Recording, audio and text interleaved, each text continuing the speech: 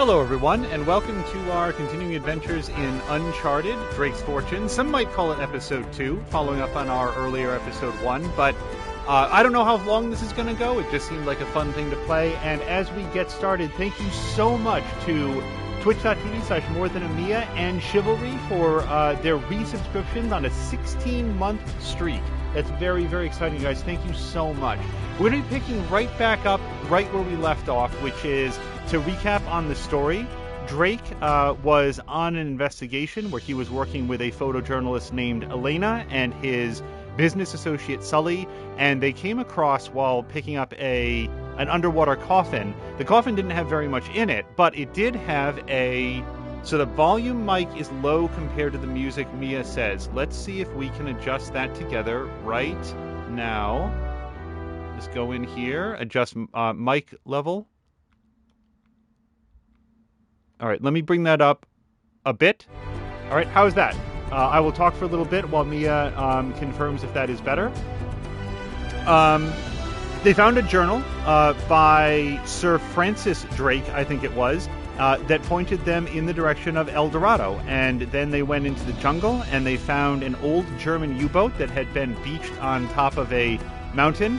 And no one seems to have too many questions about how that got there. And there were some old skeletons inside. And when Drake came out, there were some debtors that had come to collect. So Mia's saying that it's a little bit better. Let's jump in and we'll see if it continues, because that's sort of the story recap. We are now investigating some tombs. Yes, I think we were headed this way. So, Mia, if the mic needs to come up a little bit more, let me know. Elena, where are you? Oh, right, we were looking for Elena because we had to bail out of an airplane, and she... Come in handy. Oh, wait, will it come in handy, or do I want this? I kind of want the Uzi for now.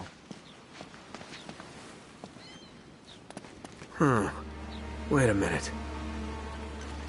Now, what's so important about that tower? Oh, son of a bitch!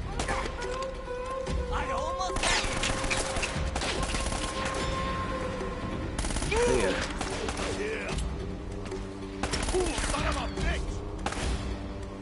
Oh boy, that is not an easy shot to make with this Uzi.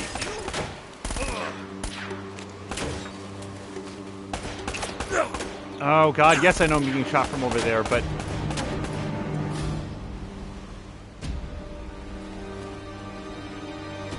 So we're recording this on April 1st, 2021. It's April Fool's Day. There will be no April Fool's shenanigans here. There can be good ones. Nobody's coming out anymore. There can be fun ones. There can be annoying ones. But just for the record, there's not going to be anything planned here. Probably just a nice, fun, chill stream. So these guys have learned how to take cover. I'm just going to see if I can stop worrying about them. Did these guys drop ammo? No, well, they dropped pistols. Kind of inclined to get those at this point. Oh, and this, because I don't think I have a machine gun at all. Oh, I had the shotgun. Well, under these circumstances, Oh, hello to Moo! So Moo did a very fun stream earlier today of Serious Sam 4. I do not want to spend my entire life waiting for this guy to stick his head out.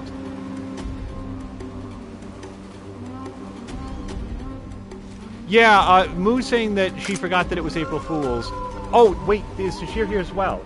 Oh, and oh my gosh, wait, the hype train got started while I was looking away. Sorry, let me just scroll back slightly because Tashir is also resubscribed. Thank you so much to Tashir. Moo forgot that it was April Fool's. Tashir, yes, is confirming that the hype train has gotten started. Mia has now cheered 100 bits. You guys, thank you so much. I came into this stream feeling a little bit low energy, but that is so awesome. Thank you. Let me just pick up some more ammo and stuff. I don't need... What is this? That's just a shotgun. All right. So, yeah, in addition to being April Fool's Day, it is also the launch of Outriders. And I just underestimated how many people were excited. How do I switch guns again? Wait, how do I switch guns again? Oh, left and right. Got it. Okay, sorry. Oh my gosh. Sorry. Moo has now gifted 5 subs to the community. Congratulations to Brian, Captain Dingus, Mind Riot, I think that's correct, 731, Glomdy, and Bella SDMN. Moo, thank you so much. Oh, God. These guys really got up into the high ground and knew how to make it count. Jesus Christ. So I need to... So there's more cheers coming in. Just give me 1 second, because I'm full on noir here. Crap. No. Okay, I just didn't make good choices. So both Mia and Chivalry... Oh, my God. So Mia has... cheered another 100 bits. Chivalry's cheered 1,000 bits. You guys, that's gotten us up to a level 3 hype train. And Chivalry just got a new 5,000 bits badge. You guys, thank you so much.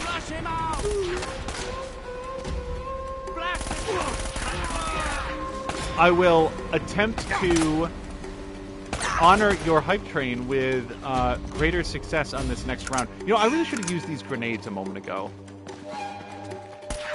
Whoops, nope. I want to do that.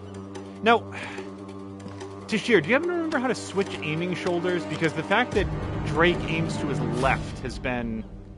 Okay, there it is. There it is. So you click the stick. Got it.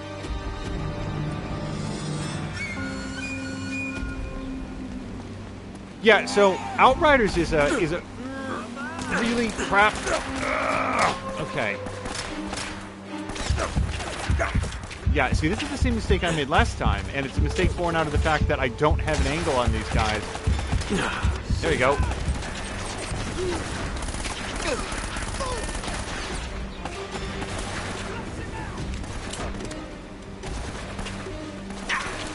Someday I will finish making this point about Outriders. Oh my gosh, Tashir... So...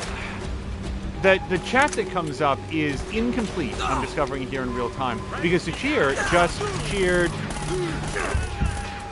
1,500 bits, which is a tremendous amount. And thank you to everybody that's cheering, but that did not show up on my screen, so I'm very, very glad that Mia called it out. Now, Tashir, like, we'll talk about Outriders in a second, but Tashir and Patikin did a very, very fun stream earlier today for It Takes Two.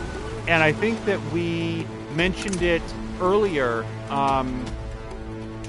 maybe in this series and maybe in another one. I really like this shotgun, though. Where we had watched some of the Geek Pantheon and Sorry BTR play that. Mia has also... So Mia just cheered another 100 bits. Moo has now cheered 100 bits.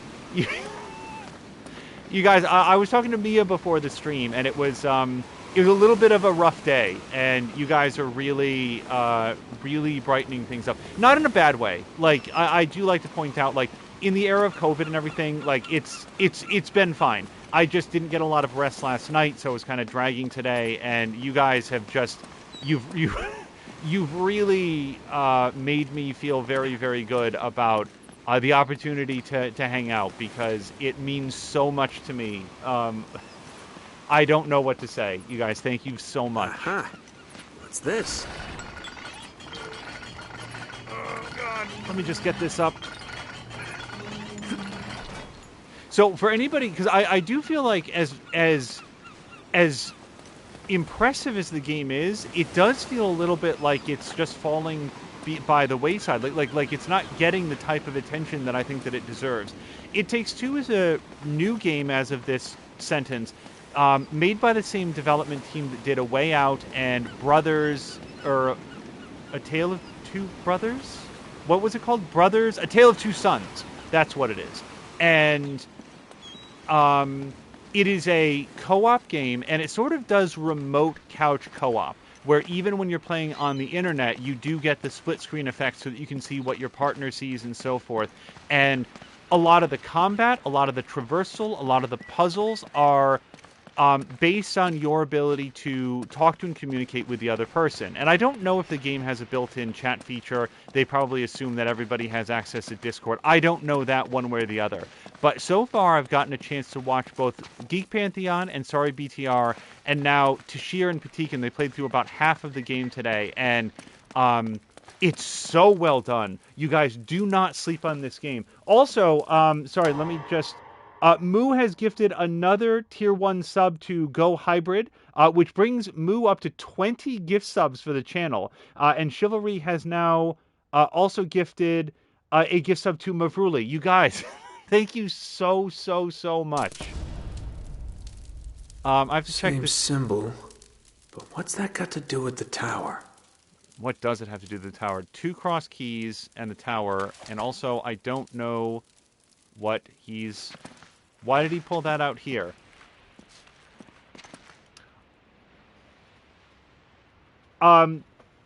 So, More Than Amiya has gifted a sub, and when you give subs on Twitch, sometimes it is, like, they are assigned randomly. Like, unless you specifically select someone, it will go to someone in the community, and More Than Amiya's latest gift subscription went to the Sunny Panda, who was our... Well, let's pause here for a second. The Sunny Panda, for anybody who isn't aware, was the creator of Panda's Beach Babes. He was that's the team that we're part of here on Twitch. And at the start of 2021, he passed away. And it felt very sudden. We talked about this in an earlier stream. I don't even remember which game series it was, and sort of said our piece there. But Panda is very much missed. I don't want to bring the party down. We're gonna continue on, but like Tashir says, as he holds up like one of the Panda emotes holding the heart above his head, for our guy. We miss Panda very much, and it actually, of all the like dice rolls that we could have gotten, to have a gift sub go to him. I like the fact that we get another opportunity to remember him, and to remember how much warmth and joy that he brought to our lives. And another thing that has launched, I think earlier in the week, very recently, was Monster Hunter Rise. And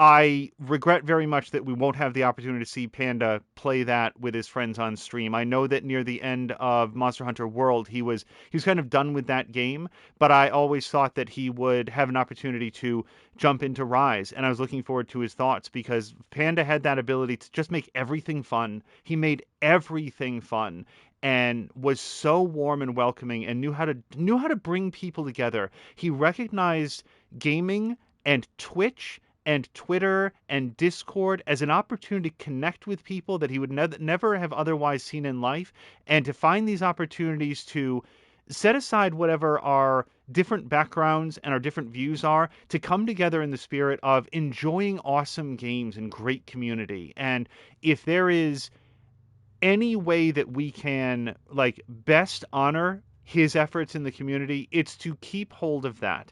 So I'm very happy that a gift subscription went to Sunny Panda. Mia, thank you very much. While I was describing that, let me just scroll back, because many other things have happened. And just 1 second, because the Twitch chat does this thing. As Mia was saying, more than halfway through level 4. Moo has now gifted an extra gift subscription to Go Hybrid, and Chivalry has gifted one to... Oh, that was to Mavruli. And then to... Moo then gifted one to Waffle Trap. Oh, I can't scroll up, you guys. Oh, no. Oh, and hello to... Did I say hello to Moo? I'm sure that I did. Sorry, it's been a frantic... They did it. Oh, they got it all the way up to level 5. You guys, oh my gosh.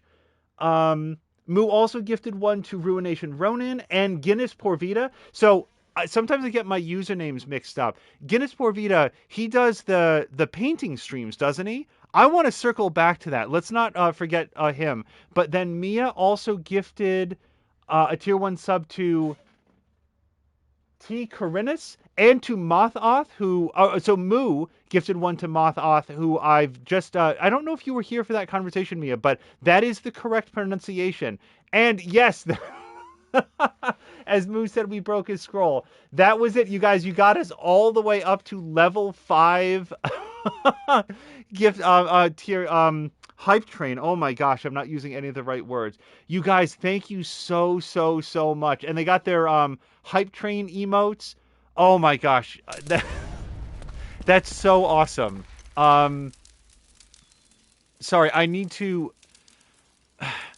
recenter. High fives everyone around. Like Mia, if and Tashir, if you guys like, please make sure that you get shout outs for yourselves and everybody. I mean, we want to do that anyway, but holy crap, you guys, talk about starting out like a really awesome, just, I keep wanting to say it's Friday night, but it is in fact Thursday night.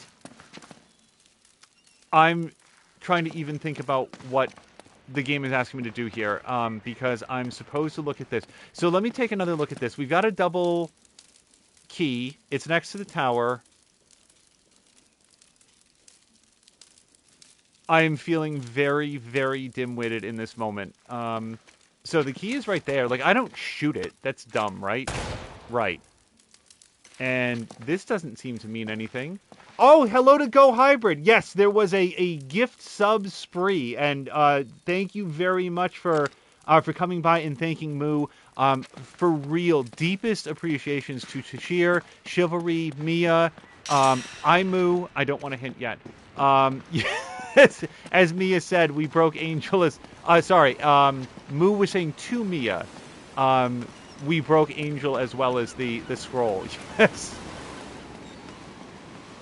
Oh my gosh, it's one of those things where it's like all of the... I think I need to go to the tower and look for that symbol, is my guess.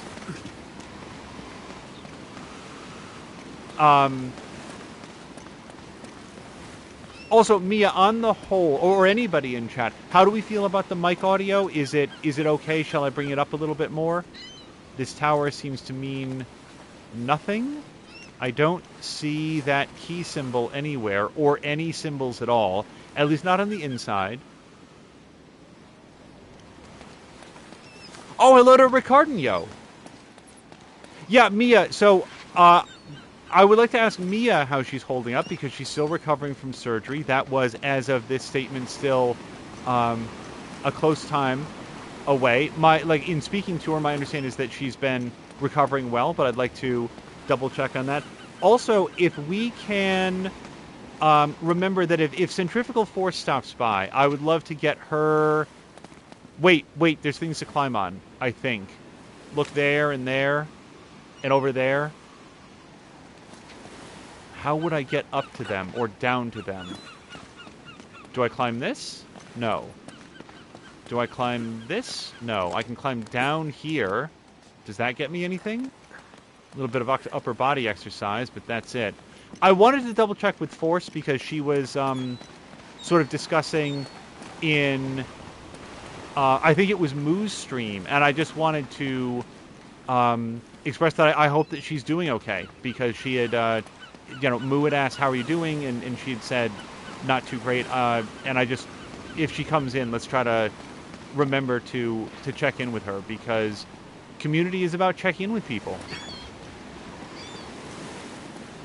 Trying to let them know that you're thinking of them and that you care about their well-being. And, Force is somebody that I also want to make sure that we shout out as we go, because Force is... Hello to Drienne! Force is rapidly on her way to Twitch affiliatehood, and if we can help out with that in any way at all, I would love to have a hand in building that up.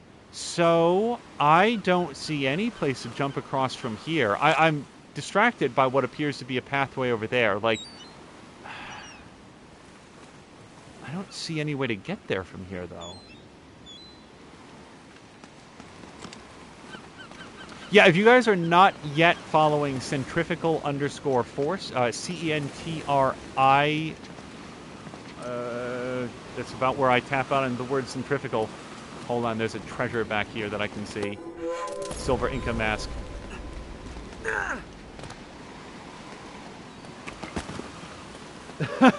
Go Hybrid is offering to introduce Drian to everybody.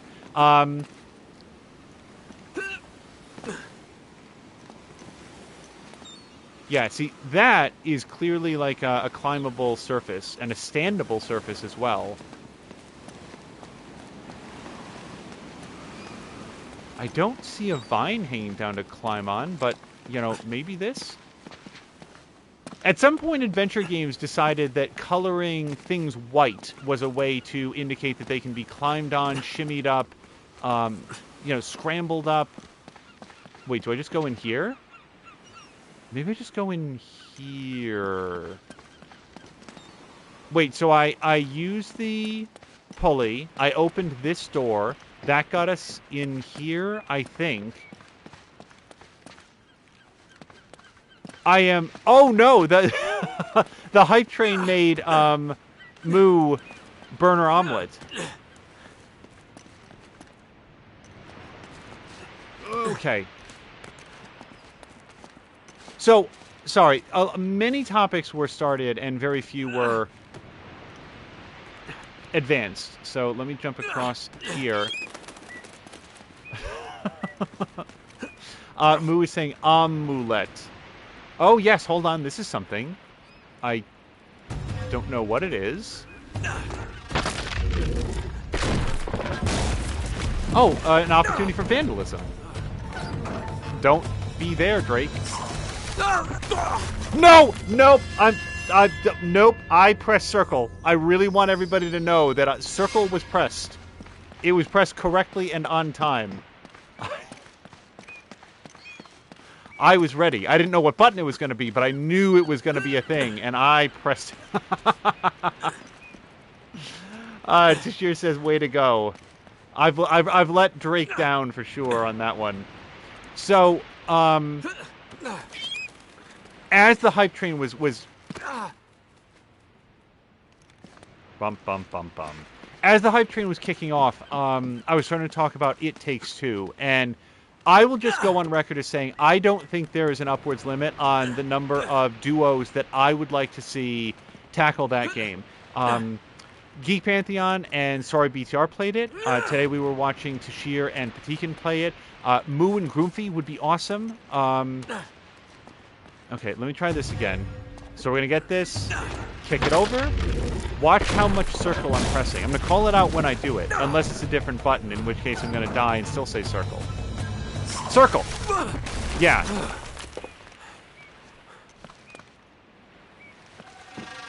Okay, now we can get up here.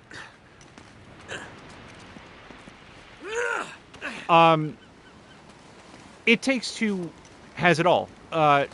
Okay, just try not to do that too much. Now we can get up here. Okay.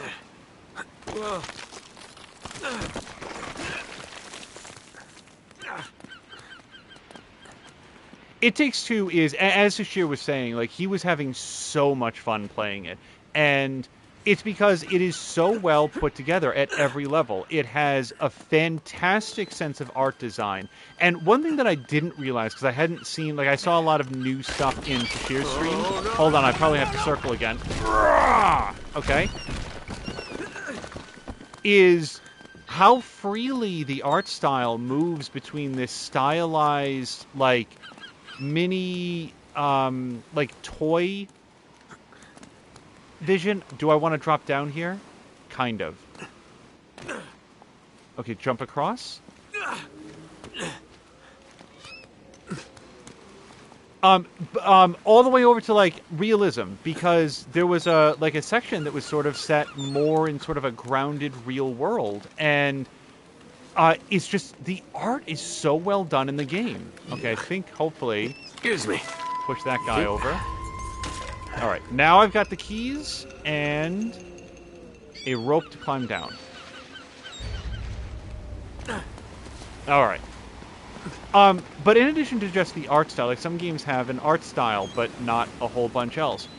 Then on top of that, the puzzles are so well made. We watched Tashir and Patikin today for hours. I missed the first couple hours, but got to see all the way through the end of the stream. And throughout that entire time, it was like 4 extra hours, they were consistently doing brand new things as they went. The game was moving to new locations. The puzzles were set up differently. There were new skills being rolled out.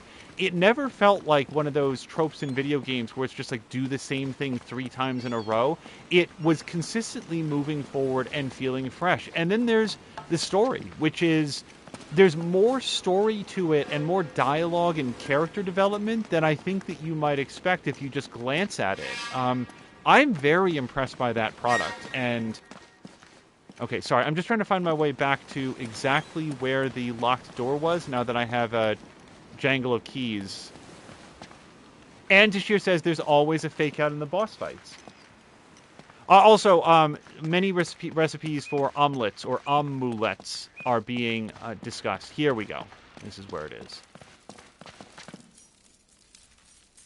All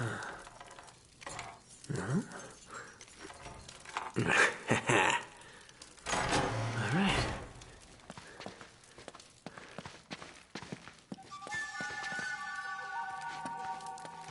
And as I think it was Patikin who said, there need to be more games like it. I mean, I'm not sure that it's realistic to ask if... Tashir's asking if Moo added any mushrooms. Or mushrooms.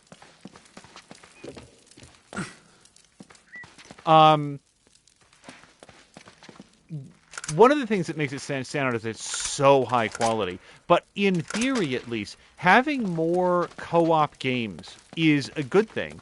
For a while, it felt like the hot new thing in game development was going to be 3-player co-op games. But I already feel like that moment has come and gone. Just having a good 2-player co-op game that really fosters cooperation and communication as one of its design tenets. I don't like this guy at all.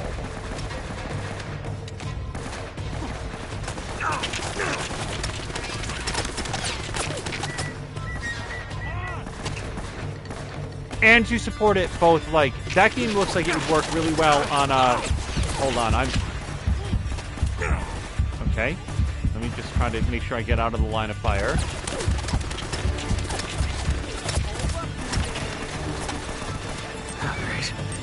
Shit. I did not throw that. That's not the one that I threw, by the way.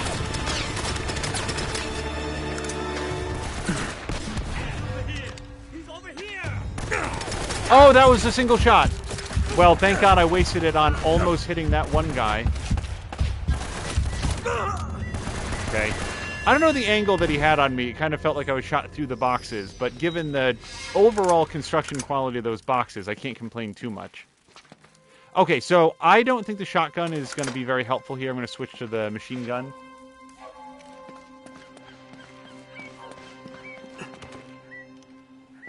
Alright. So, this time I'm going to use that tactical nuke, or whatever you want to call it, grenade launcher on the gun emplacement up there.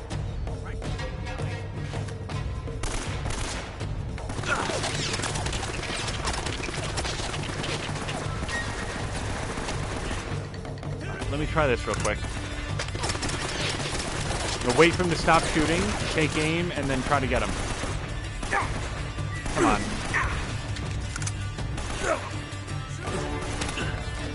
Okay. Hopefully that took out the gun emplacement, and now we can...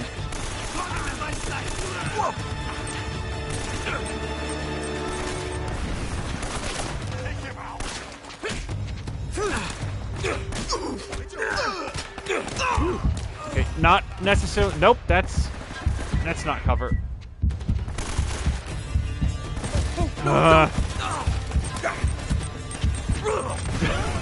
Okay.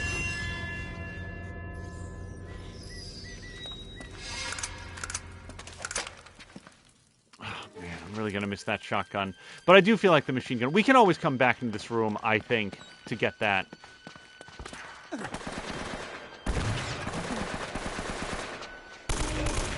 Oh, you know what? Sorry. Whatever else we were talking about, I also wanted to call out the fact that, was it last week or the week before? This time I'm just going to go back. Just get away from that grenade. Let it do its thing. There we go. The other day for Division Force, Tashir, okay, so I'm going to get wrong who else he was with, because Division Force is a variety of friends that all get together and play Tom Clancy's Division 2, and they were doing the summit, and I'm getting shot from somewhere. I'm going to run back here again.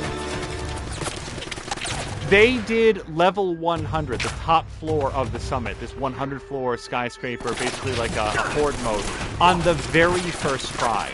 And looking at how challenging that was, I said at one point in their chat, level 100 is where Division Force goes up against Wolverine and the Juggernaut. Like, the enemies up at that level were so difficult, and their weapons were so lethal that even a glancing shot, like, Tashir can speak to the strategy of it, but what I saw is that he wasn't even bothering to repair his damaged armor because it didn't matter.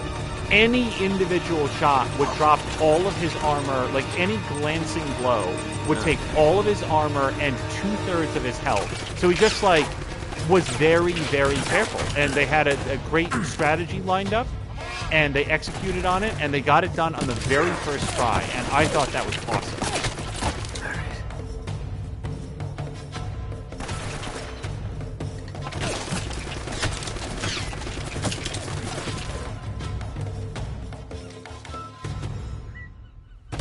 Oh boy. That was synchronized shooting. They've practiced this.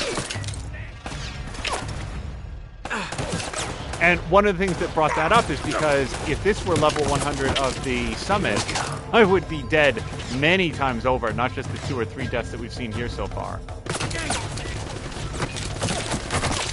Alright, go!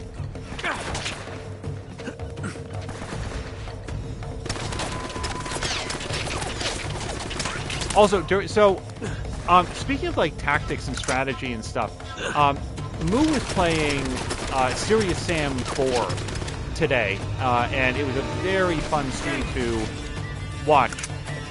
She's at this part where apparently infinite mechanical bulls come and attack you, and they just come until the end of time, and they're just rolling off a conveyor belt that's hidden behind one of the walls or something, and like, they don't let up, ever, at all. And she was trying all of these different tactics, trying different weapons, different sort of movement modes to dodge, and was I saying go to an invisible partner? No, I was saying go to me. Time to go. Because, like, I always...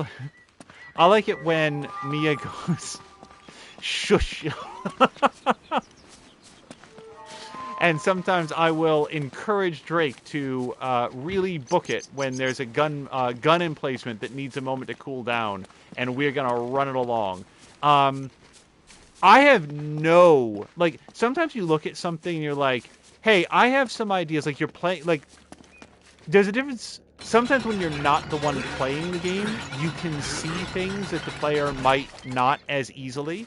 And nobody wants to backseat game, right? So, you know, we want to be careful about that. But just for the record, even if I had any ideas on how to do it better than what Moo was doing, I wouldn't necessarily, like, volunteer it even if I did. But what I'm saying is that I didn't. She was trying everything I could think of, plus several things that hadn't occurred to me in terms of, like, when to grab the ammo and, like, where to, like, maximize the quality of the quick saves. Oh, we're going to get this gun. Yep, let's grab that, Colt. That seems incredibly difficult, that part right there. I've never played a Serious Sam game. What Moo has introduced me to is a game of... Nope. Okay. I went to roll through, not take cover underneath the sharp pointy bits. But, like, for real, during that part, like Moo, I don't know from anything, so this is a very earnest question. Do they ever stop? Are you supposed to just, like, run away from them? Because there's a million of them.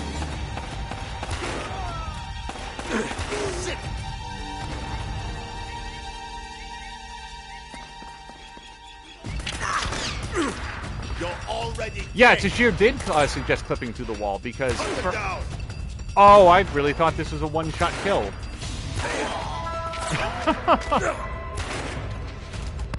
Okay, so now I'm out of Colt bullets because I really didn't make the best use of them. Marinda, hello to Marinda, is asking if I've ever played a casual Sam game. I've played some Sam and Max. Does that count?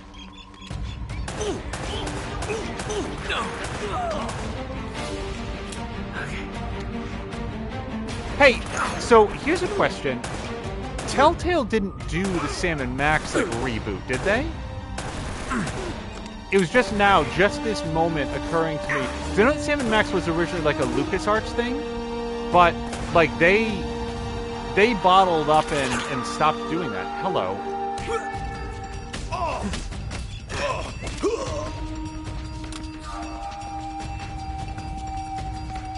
Marinda is saying that yes, that counts. So yes, one casual Sam game. I feel like I've probably played other games with like main characters named Sam. And actually, I don't know if Serious Sam is the name of the protagonist or the name of the enemy that you're trying to take down. Like, the guy who stars in Doom is not named Doom. He's Doom Guy, because Doom is the thing that he's fighting.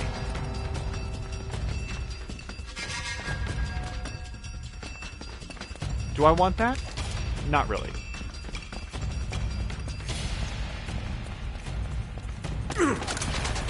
Oh my god, with the guys. Oh, hold on. I'm gonna turn this around.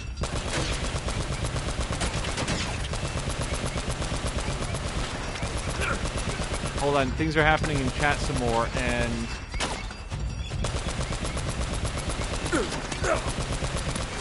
Okay. Got that guy. Good. By the way, speaking of infinite bowls, look at how many people work for whoever this guy is. How much treasure does he think he's going to get, even in El Dorado, to justify this kind of payroll? Tashir prefers sedated Sam. Speaking of like ideas like that, I would... Okay, and Moo is confirming Serious Sam is the name of the protagonist. I would like to see Mia play Manual Samuel. This is an idea that has been floated in the past.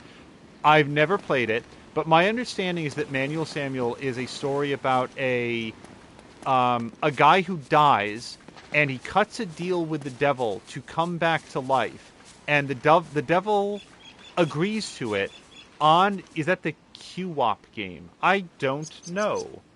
QWOP type game. I don't know the acronym. Tashir's asking QWOP. QWOP type game. I know of a Strand type game because Death Stranding was the world's first Strand type game. You play with 4 keys. Why is it QWOP though? This is a brand new concept. But why not why not WASD? QWOP. Sorry, this is a completely new idea to me, and now I'm very distracted by that. Hold on, I found a hash. They're English.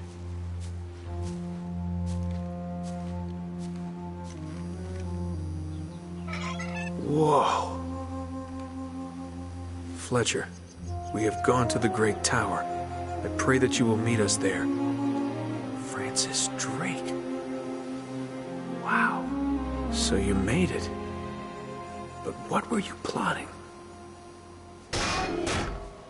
He's over there! Oh, man. Marinda is also confirming that if El Dorado is as lucrative as the legends say. So, honestly, you guys, like the QWOP, I don't think I've ever heard of this. Drienne is describing it. Both Drienne and Tashir are describing it. Actually, I think it's Drienne. Because you use Q, W, and OP for the controls. So 2 keys for each hand. I've never played a game like that. Ever. Like, what are some examples of this? Oh, and Tashir has a Wikipedia article. I don't know, check that out afterwards. Miranda's saying, or better, he tipped off Drake so that his army could be thinned before... You know something? I very much like that idea, Mirinda. Like, you don't have to pay all these guys if they don't come home, so why not just send them out against Nathan Drake? He'll really clear out the old retirement fund there. That must be Drake's tower.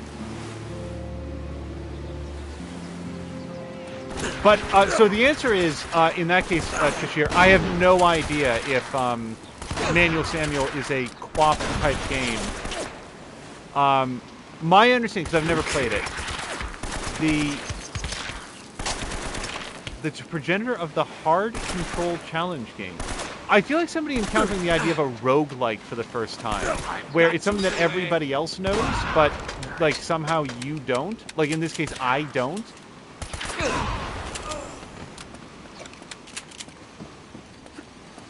On the topic of Manual Samuel real quick, like, the trick is that Manual Samuel, in order to remain alive, has to remain alive for, I think it's like 24 hours, while manually, consciously controlling every one of his bodily functions. So he has to remember to breathe and blink his eyelids, and he has to move each of his limbs. Like, a lot of the things that we just sort of take for granted as part of our autonomous nervous system, he has to do manually for 24 hours. And that's the game. Maneuvering this guy around, blinking his eyes, breathing on a regular basis, probably chewing food and stuff. It's very sort of like I Am Bread in the fact that it is an absurd concept, which I think is mostly on how complicated it is. Miranda's saying basically it's a light physics simulator. You're trying to run 100 meters and you control left foot, right foot. Left foot, left leg, right foot, right leg, and it's hard. And Miranda's saying, yes, it sounds like the same genre. But yeah, so this immediately goes to one of the things that I love about... we are still on the hunt for Elena here. Streaming, like, I've been gaming forever, and I don't think that I've ever heard anybody reference a co-op game, and I certainly have never played one.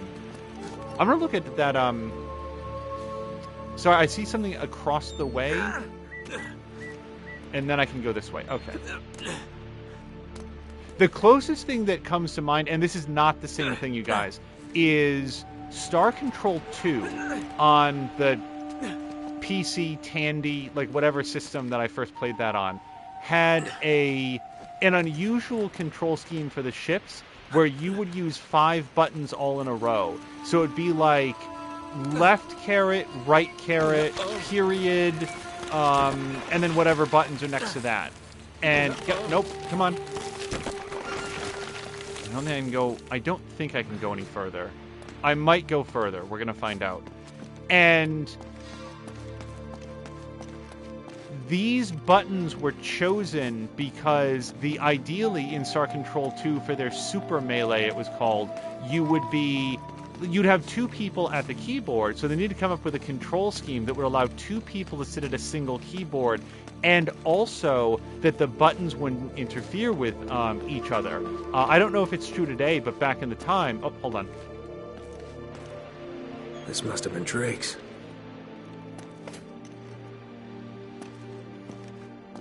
So what were you looking for, huh?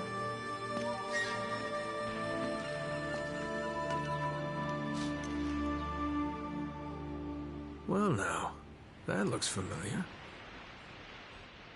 Huh. The ship's never left. Elena. Hey, there she is. Watch this. Whoa. Oh, crap. Crap.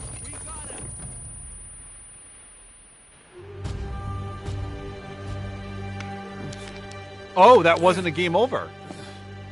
I know I'm not a big-time treasure hunter like you, but I doubt you're gonna find El Dorado in there. How'd you get yourself in this mess? Trying to rescue you, as a matter of fact. Oh, that's so sweet. Traditional sandstone, brick, and stucco. Limestone mortar, huh?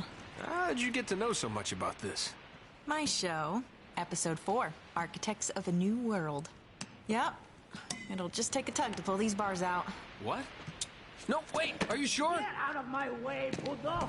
Hey, Batan, open this goddamn door! Oh, crap. Hey, Drake. Eddie Raja. I should have guessed.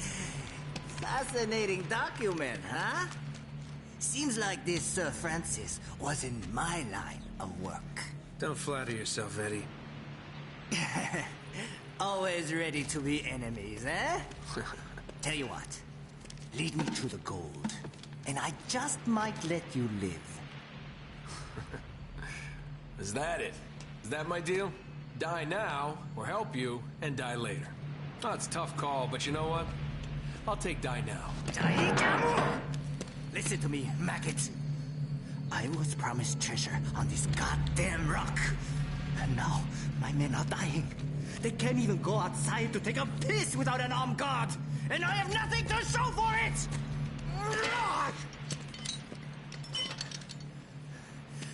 I am making you a fair offer. You help me find the treasure, and the last man alive gets the gold. And the girl, of course. The girl? Oh, Eddie, the girl's long gone. She's probably off the island by now. Going for help. Daikujin, you were never very good at poker. I will find her. Trust me. How much trouble could one girl be?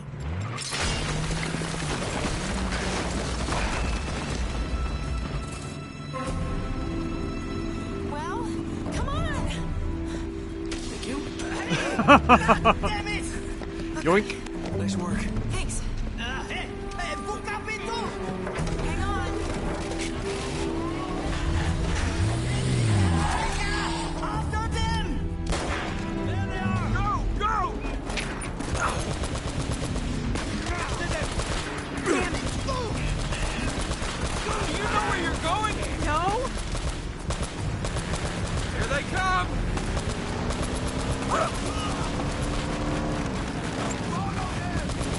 So, as we're sort of like coming down here, Tashir has clarified that I Am Bread is an example of sort of a co-op game in that you have the 4 buttons and they correspond. It's at least similar in that you have the 4 buttons and they correspond to the 4 corners of the bread.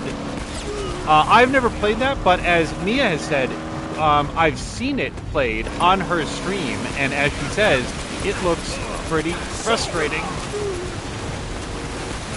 Also, Mia has, I think, correctly dialed in on the capacity of the characters in this game, mostly the less likable characters, to refer to Elena, who is, I think, in her late 20s, as girl. And yeah, that's a good way to get me to not sympathize with your characters and to be established as not a particularly likable person by referring to an adult woman as girl.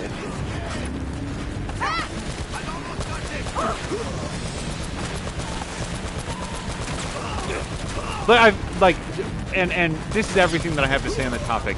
It is rightfully frowned upon to call an adult man boy. Like, don't do that.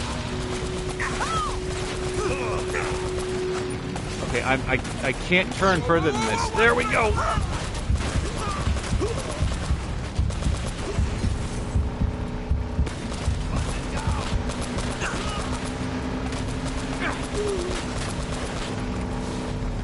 Oh, no, no, no, no, no! Oh, crap! I said watch the cliff! I would just like to point out that... Just drive! Look out! Oh, you can't... Oh, I was using that to aim. They're behind us!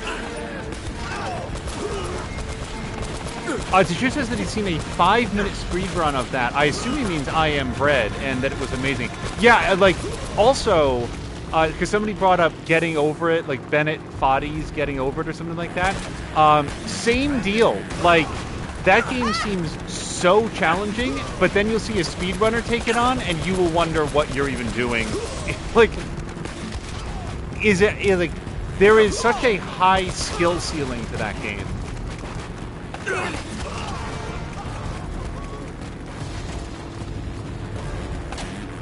Whoa! So, shoot it out.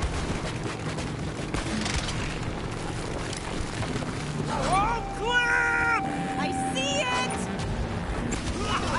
Also, Marinda had said that they really, really like this scene because of how it establishes Elena as an active participant and a fully fledged, like, you know, like she has her expertises and...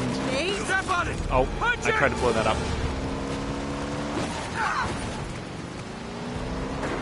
Elena is not just pointing a camera at things. She's an active participant in the story, and very much agreed. Oh, So 2 minutes? who You're was that kidding guy? me. Oh my An god. old business associate. Oh, look out! Oh no! Hold on!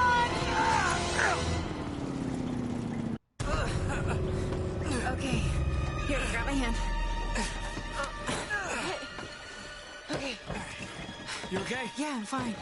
Oh, but you're bleeding. Yeah, it goes with the territory. Let's get the hell out of here.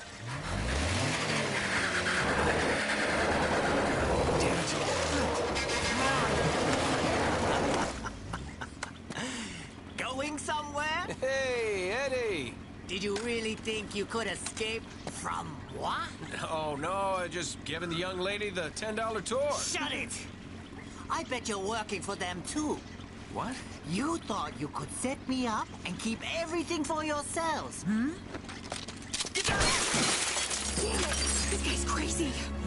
Eddie, take it easy, buddy. Well, you're out of luck now! And out of road. Now, give me that map. Hold on.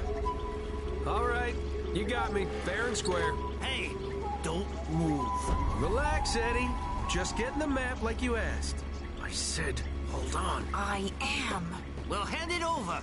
Well, now, you told me not to move. Looks like you're gonna have to come get it.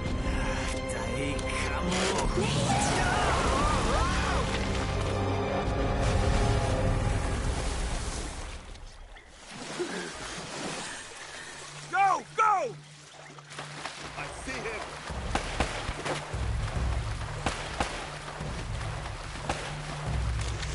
Oh, God's sake! Whoa. I don't know if Elena has a gun. If she does, she'll probably kill more people than I do. You wish you were never born. I do not have any... Mirna wonders what the physics were behind that car maneuver and how it would work in real life. Oh, you'd just be dead.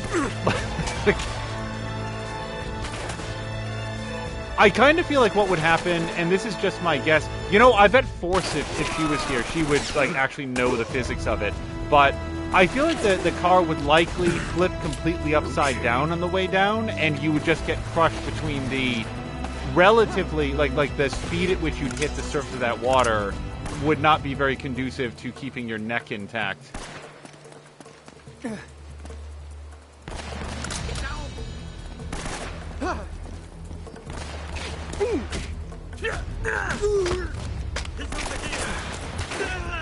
How'd that feel, hero? Oh, crap.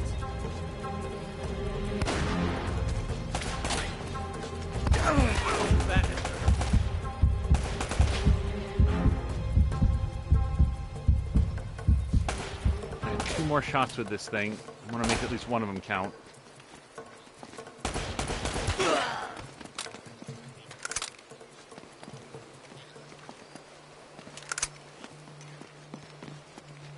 Alright, sorry. I lost all of my weapons when we fell off of the cliff, and I just want to make sure that we can get as restocked as possible.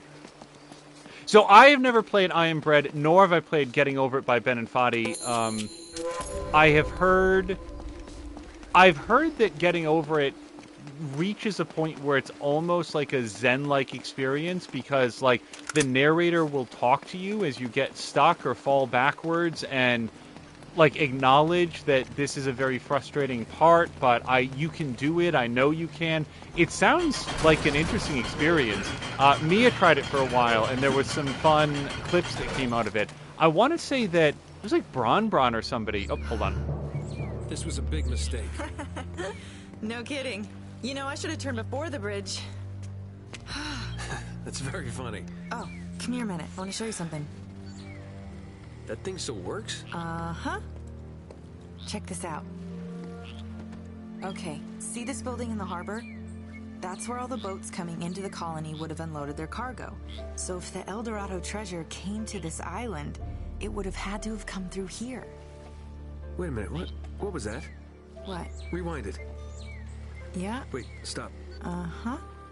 Right there. That's our ticket out of here. Come on. Our ticket out of here? Are you giving up? Maybe you hadn't noticed, but we're kind of outnumbered. We're doing fine so far. Oh, Lord. Elena, I don't need your bullet-riddled corpse on my conscience. Let's go. Oh, please. You quit if you want to, but don't use me as an excuse. Fine. It's me, okay? I am quitting. Are you coming or not? So that's it. You're just gonna forget about the treasure and forget about Drake?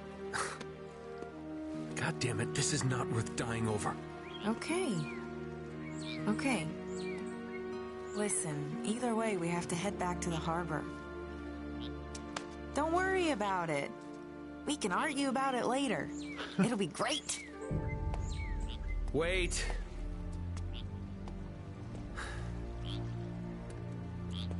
This time, I drive. Okay.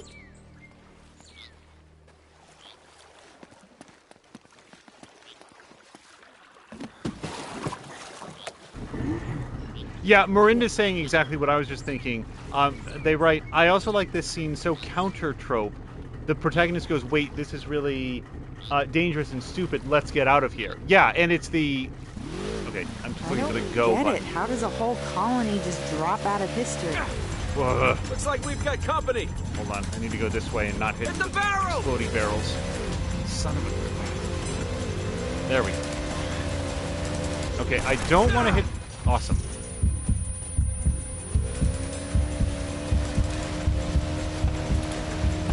You're gonna have to cover us. Okay.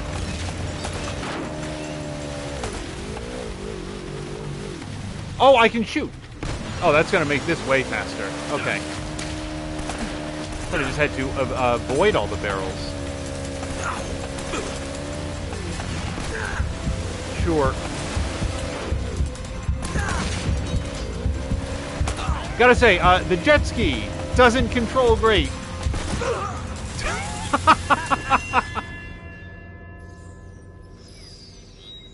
Alright, let's give this another shot.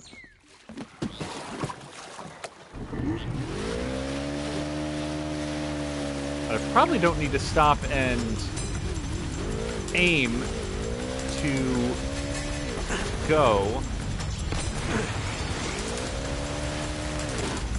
Probably just hit the trigger. I should try that the next time there's a barrel in front of me. Nope, you do have to aim. Okay, so that's done.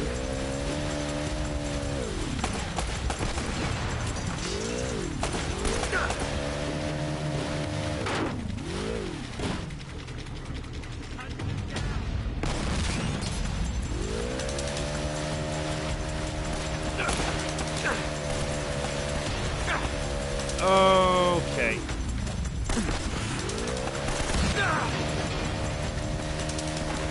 Now, see, when it starts to get a little bit grayed out, that's when I want to find an overhang and just maybe stop for a second. But I don't think that we'll get that opportunity. There it is! Yeah, now we just gotta find a way in. You know, I read a story once about a cursed Inca treasure. You don't suppose that... Please don't tell me you believe in that stuff. I'm just saying. Something bad happened here. The whole colony doesn't just up and vanish. Yeah. Well, how do you explain it? Come on. Oh. Looks like that cable would get us up there. Let's go check it out. I'll stay here and keep an eye on our ride. See if you can figure a way to get us to that tower.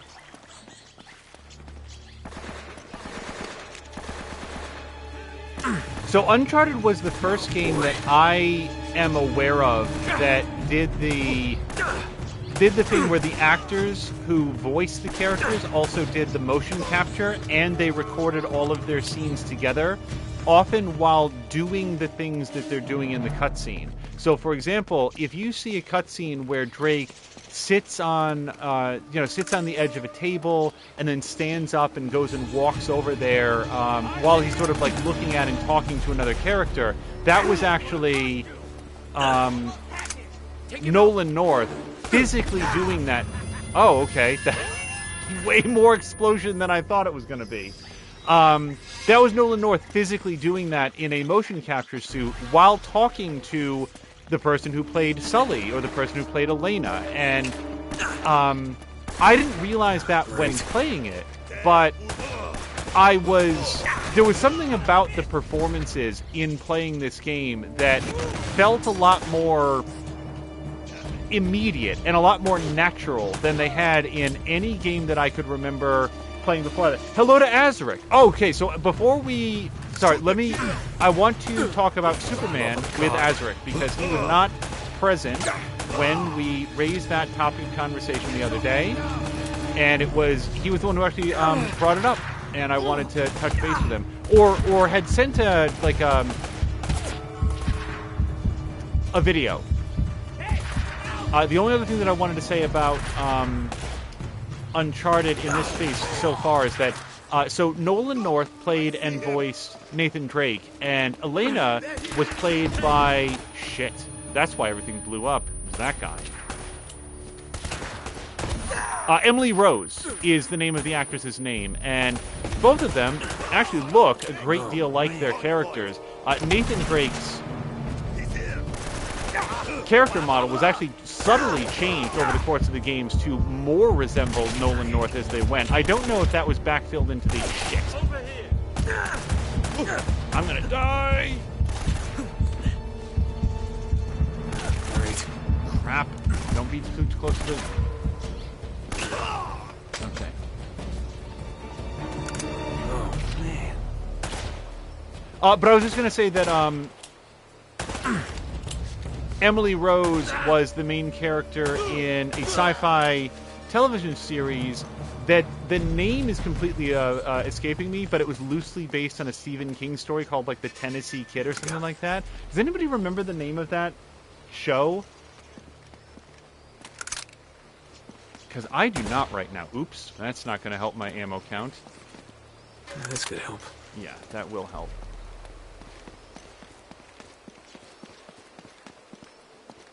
And I want to say that it ran for a couple seasons, too. I think I saw, like, the very first episode of it. In any event, so, at some point in one of our earlier episodes, we were talking about Superman and what makes, like, a good Superman story. And I was sort of, like, touching at least briefly on why I didn't think that Man of Steel worked for me very much.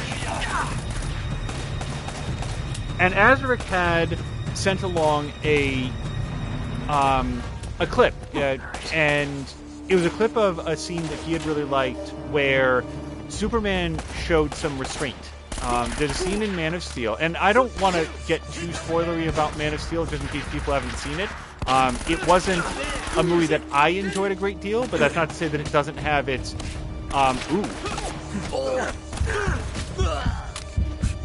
Okay, hold on, let me just grab this.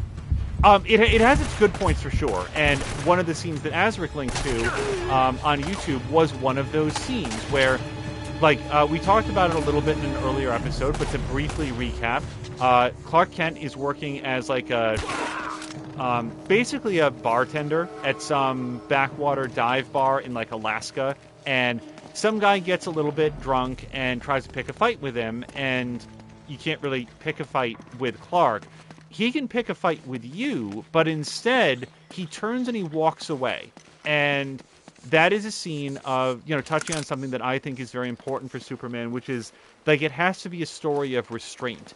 And then the scene goes forward, and when that drunk comes outside, well, I don't know if I guess he's still drunk, but when the aggressive patron comes outside, he finds that his big rig truck has been repeatedly skewered through some telephone poles, and it's because Clark was mad.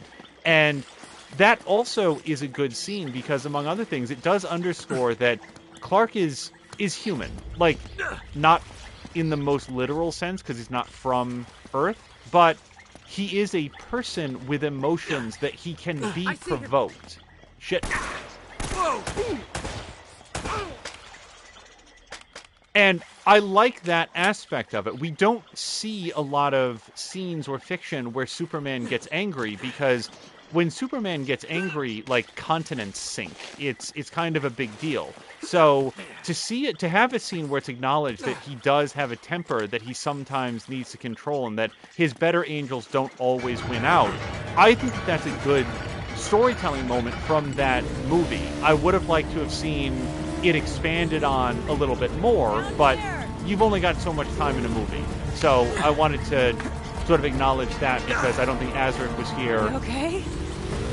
for that part of it. Okay, the camera started off this way, so I think we're going this way. Take him out, Elena!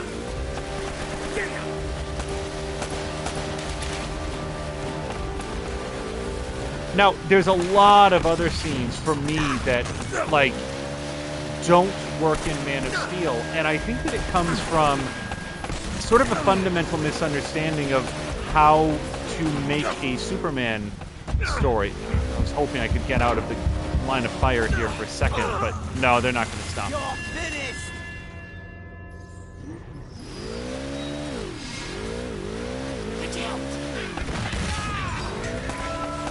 You know, there's a lot of room for different Superman stories. I do not believe and wouldn't want to be heard as everything has to be patterned after Superman stories that have come before. There's room for the character to grow and develop. But if you're going to replace the humility and gratitude and gentleness of, like, the Christopher Reeve Superman, shit. A little bit here, just for the clarity, I'm not 100% sure exactly where I'm trying to get to, so that's adding to the confusion in this scene. If you're going to replace that with something, then you have to replace, something else has to take its place. Like, okay, we're not going to do a Brendan Routh-style redux of the Christopher Reeves character. Understood. So, what are we going to replace it with? And it feels like the Christopher Nolan and then the Zack Snyder movies replace that vision of Superman with an edgier and more modern, quote-unquote, version. Yeah, maybe I should just be spending time shooting these guys instead of, like, running away from them. Thank you, Goofy, and for real, thank you to Goofy for helping to keep track, because the deaths are coming fast and furious now. And there's a cooldown on the timer, mostly just to make sure that two mods didn't accidentally hit it at the same time. Why did it not occur to me to shoot these guys more? No, I don't need a hint. I just need for this guy to stop. Okay, I don't know where I'm getting hit from. There's a completely blind shot on where I think bullets are coming from.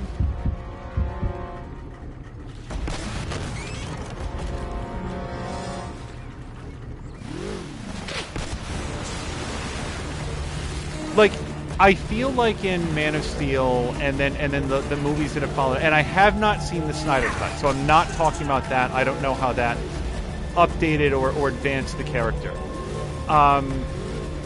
Superman is just sort of like a guy who can do a lot, and when he does anything, it's sort of presented with this begrudging reluctance. Like, well, I guess I'll save these astronauts from whatever unspecified problem has befallen their space shuttle because I can do it, and shoot the chain.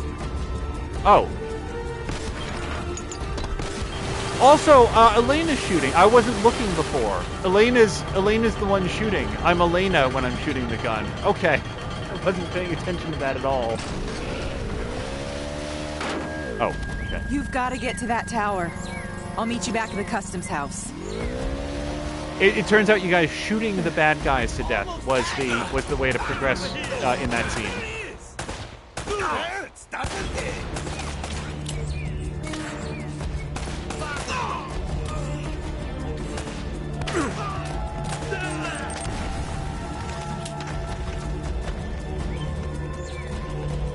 You know, my vision of Superman, which isn't the only valid one, but the way that I sort of think about the character is he feels like he owes something morally to the citizens of Earth because he can help them in ways that they can't help themselves.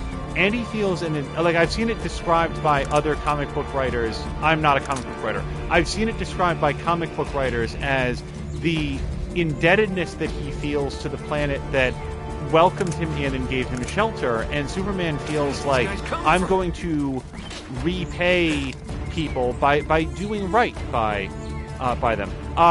Good night to Tashir. Hold on, before he goes, a couple things. Tashir, thank you so much for the bits, for the resubscription, for all the gift subs. This is going to be repeated out to Moo and Mia and Chivalry and oh, God help me if I have overlooked anybody in that. Thank you so much. As Mia says, she's already put up the shout out. Please check out Streamer FX, and everybody please remember to check out Tashir Games and twitch.tv/Patikin tomorrow. I believe they're starting at 1 p.m. Eastern when they will be continuing their playthrough of It Takes Two. So that was a lot of fun to watch today, and I hope that everybody will join us there tomorrow as well. They'll be playing through, I think, the second half of the game and probably finishing it up. Shit. I don't know who's shooting me over there.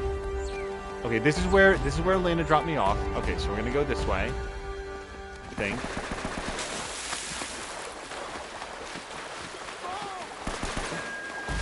There he is. Oh, wait, why am I getting up here then? I can just hang out. Okay, maybe I can't.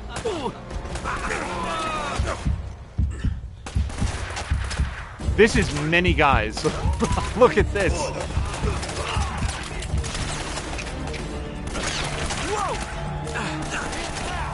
Oh boy. Oh boy. That's not me mimicking him. I didn't have anything else to say in that moment.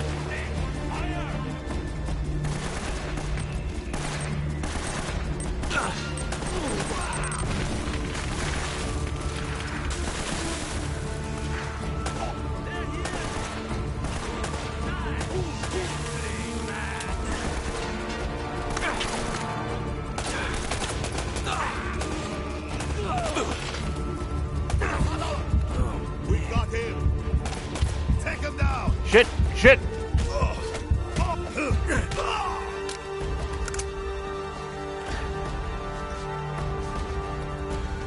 There are times when what I'm trying to do with the controls isn't necessarily mimicked on screen. It's something that I'll adjust to as we play, but also I think betrays a little bit of how the control scheme and the responsiveness was improved in the future games. Like, when I, like, and this is nothing against the actor, it's entirely about the writing.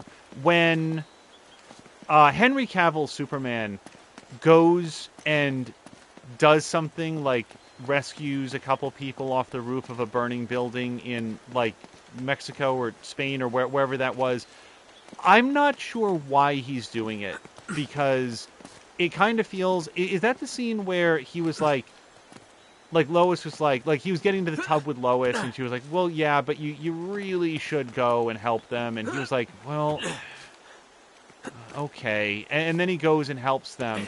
And it doesn't feel super heroic when the sense that you get is that Superman did this because his girlfriend was like, come on, man, you got to go do something. I hope this was the right way. Hold on, I got shot in the back, so I guess it is.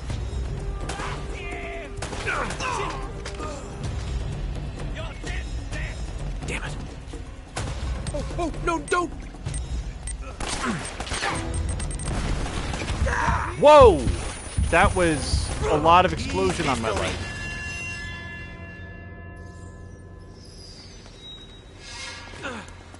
Over here. I see. That real hero. Oh boy. That's not gonna work out for me. I can't go anywhere. Oh, they really pinned me down. I guess I had to go forward. I can't peg anybody from here. Like, they don't stick their heads out from here, do they? No. All right. It's over there.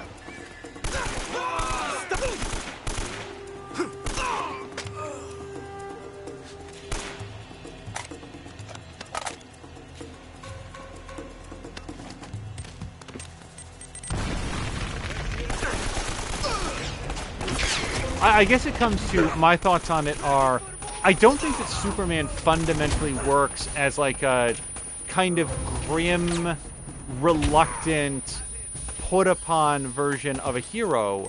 Like, Daredevil is deeply conflicted about what it is that he does. And the further that Batman goes into his career, Batman is deeply conflicted about what it is that he does. Like, Batman has made this vow that he's not going to kill people. And this is something that I talked about with Mia. Batman doesn't kill, ever. He will capture, he will turn over to the authorities, he will put into Arkham Asylum, but he will not murder anybody. And that is a point of contention between him and the Joker. Crap. Because Joker, in a lot of various stories, feels like if he can provoke Batman into abandoning that oath, then he can full-on corrupt Batman. And that's sort of the story that you get. So that's an element that the character really struggles with. I don't feel like that's something that Superman can... Oh, I didn't realize I picked up a better gun. That was more bullets than I expected to spend on air. Right between it.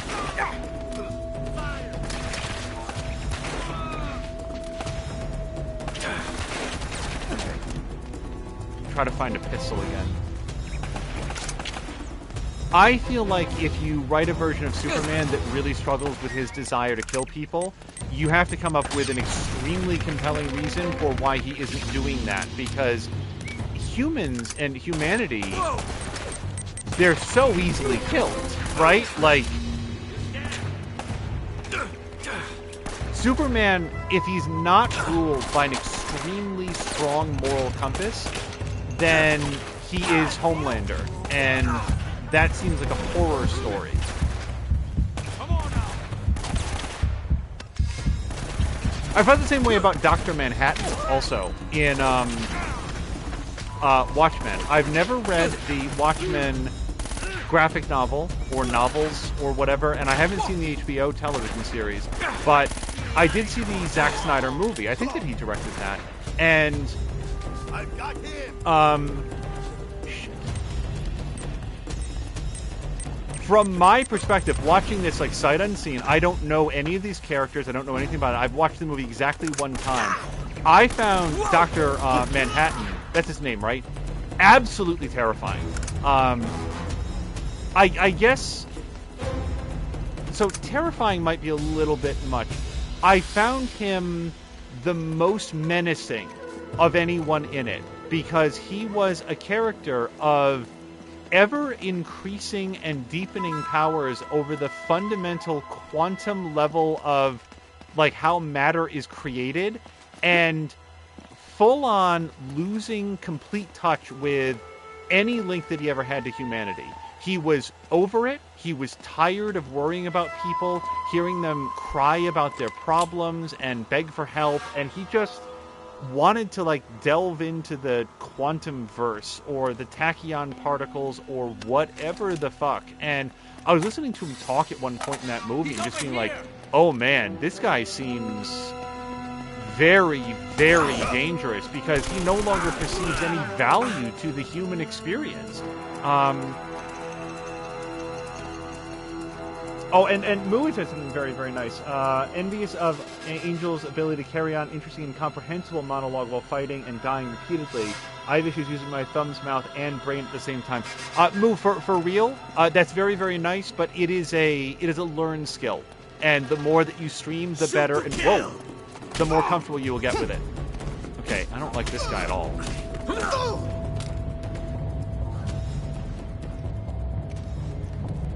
But Watchmen wasn't Justice League. Watchmen was specifically a movie about people who don't really have superpowers most of the time. I think Dr. Manhattan was the sole example to my memory. But they were superheroes nonetheless, but also, again, kind of over it. Kind of over the whole thing, and their battles had been fought and won, and society had sort of moved past them. I'm not well equipped right now, having seen the movie one time. That's not good. Ah. Probably what I needed to do.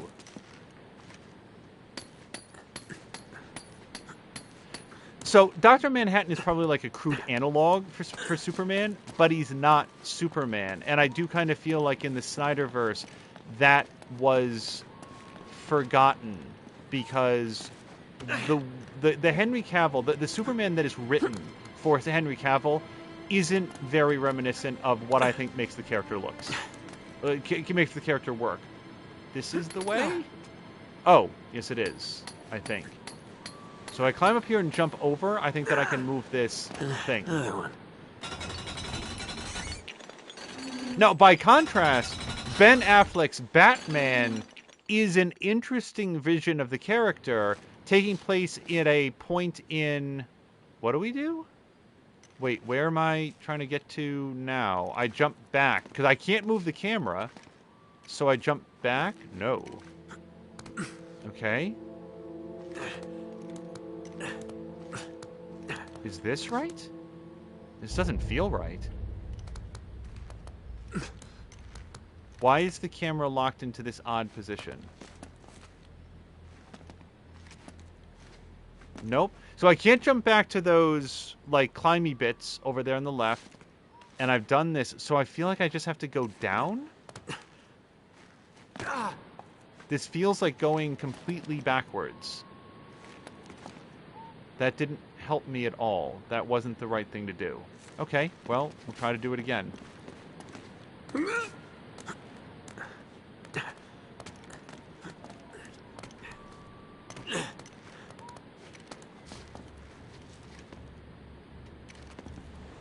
I'm saying that climby bits totally sounds like Mia. Yes, I like the way that Mia, like, I love her, gaga guns and some of the other, like, invented ways that she will express what she's looking at or trying to do. Okay, go over here, and then up. Sure.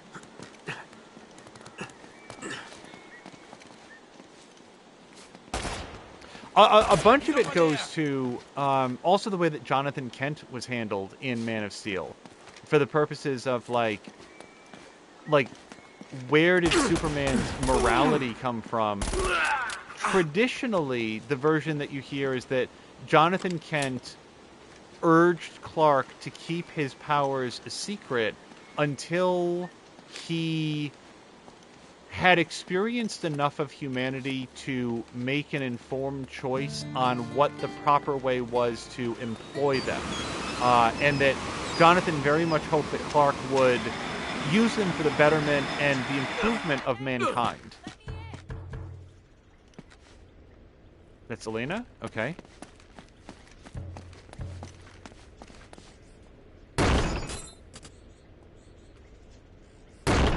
Okay, hold on. Elena, stand back. Stand back! All right. Let's find a way to the harbor and hope the boat's still there. Drake, you have to say that before you shoot at the door, sir.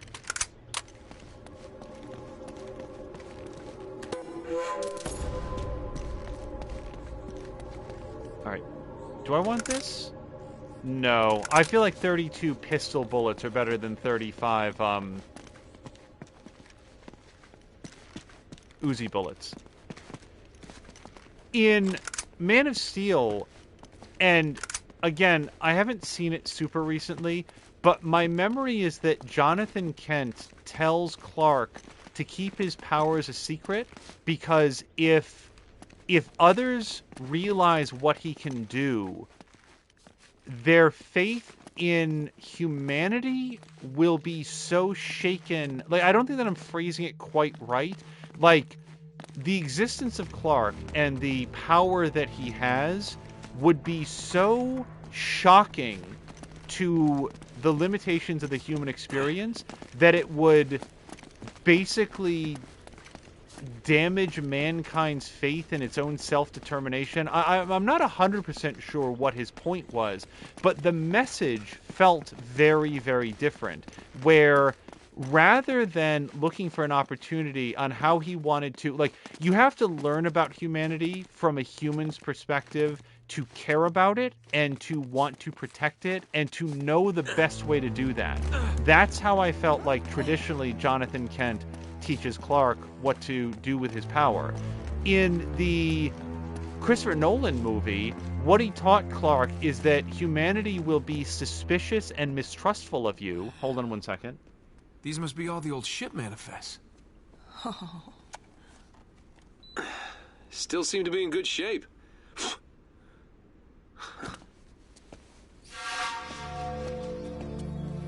Hey, check this out. This looks right.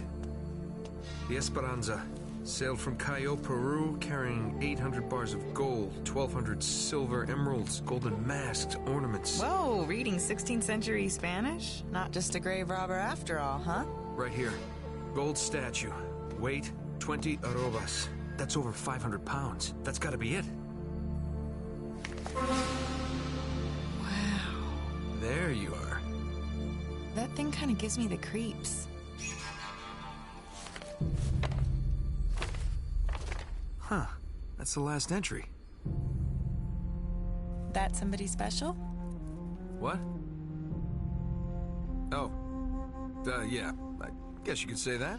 Huh. I had you pegged as more of a woman in every port kind of guy. Don't I wish? No, this was Francis Drake's ring. I, kind of inherited it. Sic Parvis Magna? Greatness from small beginnings. It was his motto. Check out the date. 29th of January, 1596. One day after he supposedly died. Wait, what are these numbers right here? Coordinates. Right off the coast of Panama. Oh, so that's how you found the coffin. Yeah, that's right. See, Drake left this as a clue to pinpoint the exact burial site. For someone clever enough to figure it out. Yeah, nice try. But we're still going for that boat. Yeah, I'm afraid this is as close as we're getting to El Dorado.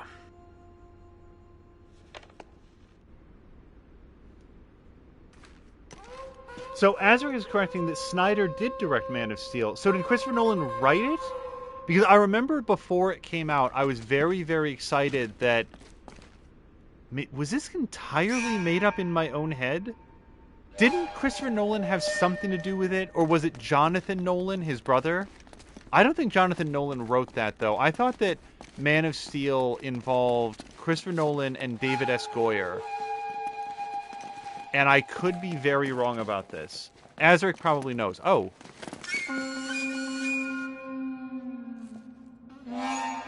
So that's a big guy, and what I've learned about big guys is that they don't die from a gunshot to the head. They have very, very thick skulls. They do die from a neck snap. He's here!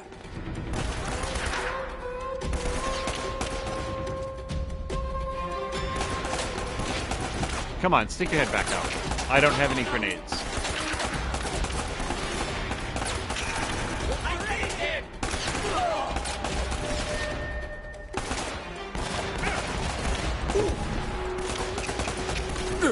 Also, I don't remember if I mentioned this during episode 1 of this sort of impromptu series that we're doing, but I believe that there was a replica of Drake's like ring on a little like leather strap there that came with like the collector's edition of the game, and I completely forgot that that was a thing that he had, even though there's that whole scene dedicated to what it is and why he's wearing it. Okay. So, as we were saying, Nolan pitched Goyer's idea after story discussion on The Dark Knight Rises, and Snyder was hired as the film's director. Why did I think that he was so involved with it? I clearly have the wrong of this, and I'm glad to be corrected, because I've seen that like referenced a lot as like a Zack Snyder movie, and I thought that was just because it kicked off the Snyderverse. So I'm glad to have the correction that no, he did direct it.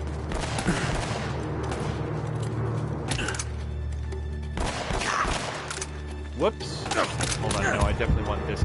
I'm taking so many bullets. This is bad.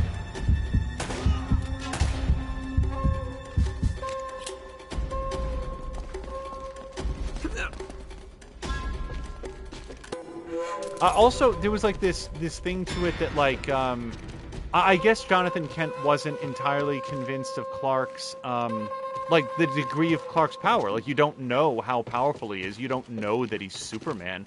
So I think that he was also concerned for Clark's well-being, that he would be like locked in a... Brianna's asking, is Man of Steel the one that ruined X-Men? I don't think so. Ruined X-Men. In what way would that have happened? I'm trying to think, because I don't need that. They're different comic properties altogether. Ruined X-Men. Is that like some sort of like production behind the scenes or something, that it would push something back or whatever? Caused a scheduling conflict? But overall, I feel like what was his name? The guy that played Jonathan Kent in the Snyderverse. Whoops, that's me not moving quickly enough. That the way that he presented humanity to Clark was be suspicious and hesitant towards him. Kevin Costner, thank you. And that went on to like really color that character's perception of his responsibility to humanity. Looks like we missed our chance. No, there it is. On the other side of the harbor. Come on. Hey, you know what? Why don't I just wait here and you can swing around and come back and pick me up? Okay. What are you up to? Nothing. I just want to, stay here and get some more footage. I'll be safe. All right, fine. But promise me you'll stay put. Whatever that means.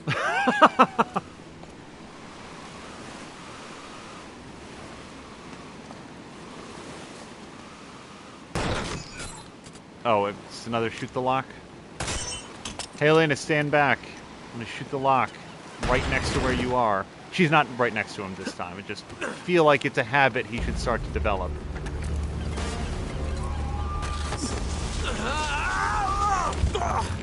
Wait, what? Was it supposed to jump? I was probably supposed to jump. Drin says there was a Superman movie that came out after the second X-Men movie. I don't think it was Man of Steel. It definitely ruined X-Men 3, though, because they refused to wait for Bryan Singer, who had made the first two movies, or the actor that was playing Cyclops. Superman Returns was like James Marsden, because like Cyclops was played by James Marsden, I think? Question mark. Oh right, and Bryan Singer directed Superman Returns. Okay.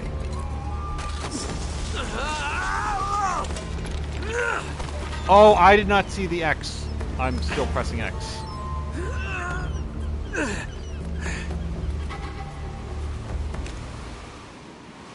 Okay, apparently James Marsden, this is a lot of new information, James Marsden played Lois's love interest in Superman Returns.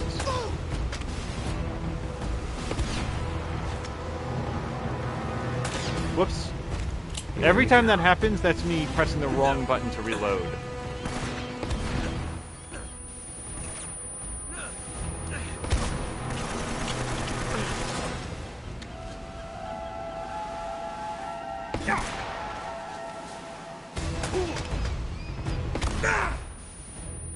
Okay.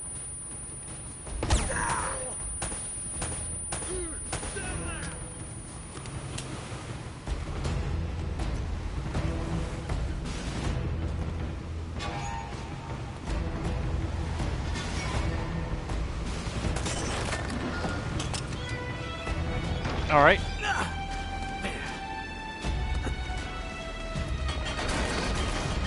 Yeah, Superman Returns has its own issues. I don't think that the issues... What's interesting is that Superman Returns, for me, was...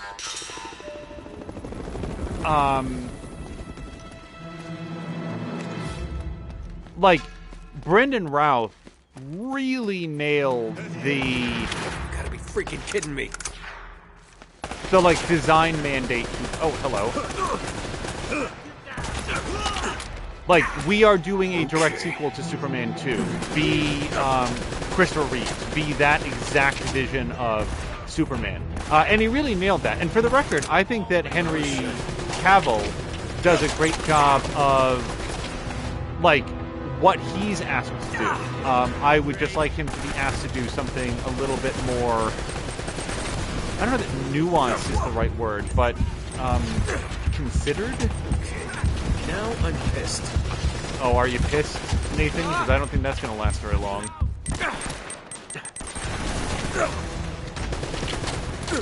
All right. I can't get a beat on this guy.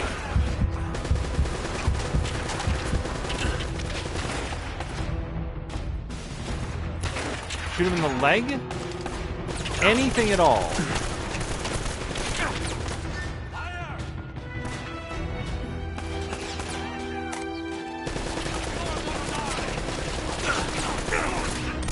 No, don't! Oh, no. Yep. Nah, crap. I thought there might be some additional cover over there. So Dran is noting Singer had come up with a plot that introduced the Phoenix for X-Men in a way that was a bit more believable, interesting, and didn't involve aliens. Yeah, spoiler note for anybody that's not familiar with, like, actual comic books, and they mostly know it from movies. If you have an issue with the way that movies sometimes handle character origins and development, and check out the comics sometime. Movie versions, movie adaptations have the luxury of picking and choosing from decades of comic book writing and development, so they get to take the good or memorable ideas. There we go, finally. They get to sort of take the best ideas and massage them together with other pretty good ideas to sort of create improved versions of that. I think that a really great example of that is Civil War. I've never read the comic book series, but my understanding is that the actual Civil War storyline in the Marvel comics was very, very unsatisfying to people in the way that it ended. The way that I've seen it described. And I don't know if I can spoil something that I don't really know about, but was that there was this big... Fuck.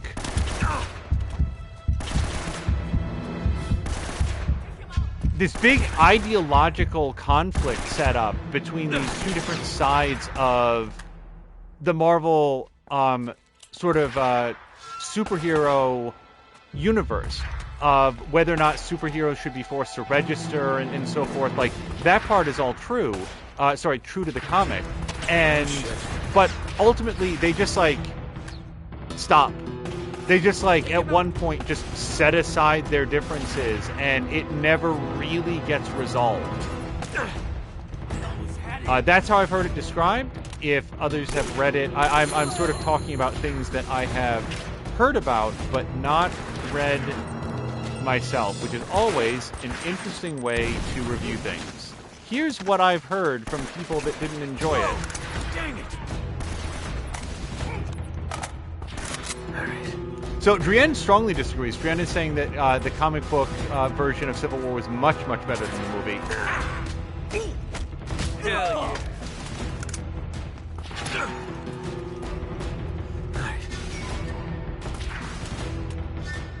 My issue with comics, whoa, okay. Shot that grenade out of his hand and came up a victor. My thing with comic books is, and this is something that it's the same reason why I don't, okay, just not him at all then.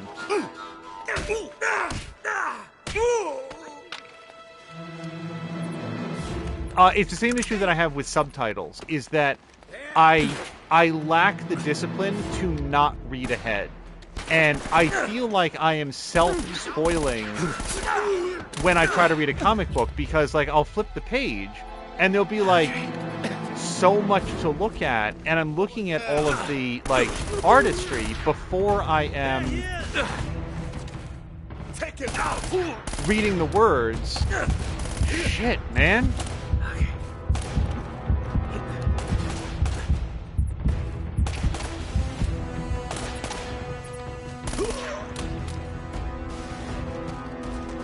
Okay, are we done? Because Jesus Christ. Duran says Civil War the movie has the most convoluted, unbelievable plot that makes zero sense and lacks any of the punch that the comic version has. Yeah, what I had read is just that the comic book version had a great big build-up to no payoff. That, like, some new thing happens. Like, some new villain or threat arises, and everybody just sort of like, well, we'll settle this whole philosophical disagreement later, and then it's just over. Andrea is saying that even with that was, it was better. I cannot speak to it one way or the other.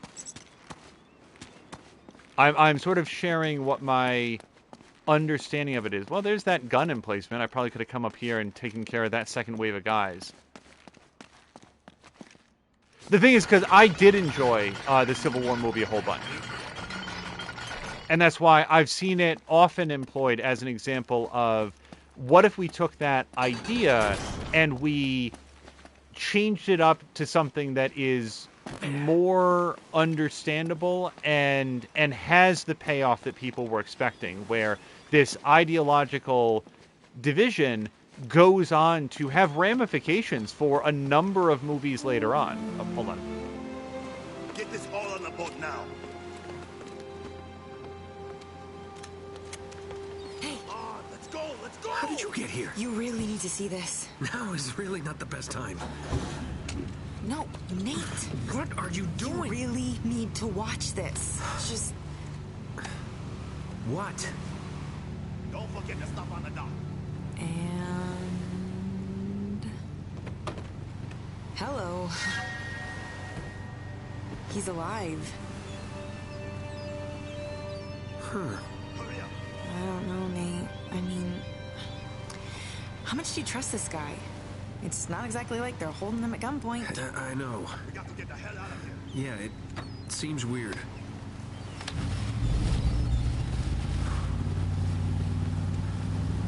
I know. Sully's a lot of things, but he's not a backstabber. Which way were they headed? Northish. Yeah, towards the mountains. Okay, it's gotta be the monastery. Let's go. What if it turns out he's working with them? We either rescue him, or we beat the crap out of him. Hell, I might just beat the crap out of him anyway. So Teflon is also weighing in with Drienne, saying that he doesn't read a lot of comics, but did follow that one, and comes down very much on Drienne's side of things. Yeah, I will... Like I've said, I have had many examples where what felt like the public... Oh, shit.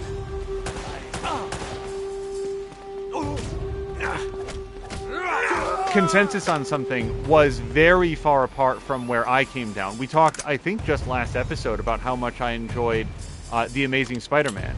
So I will defer to the people that have read it and enjoyed it. The topic started with No, I just caught a grenade with my face. Hold on a second. I'm gonna go on break here for a second. There. My understanding, so again, we're continuing on with the line of things that I've heard and have not actually read. Oh, no, I'm with you, Elena. Shit. Okay, I'm just gonna go forward then. Elena, cover me. In the comic book series, Jean... Okay, fuck this. Jean Grey's, like, evil side superpowers or whatever are brought out by, like, some sort of... Hold on, I don't want to stand here.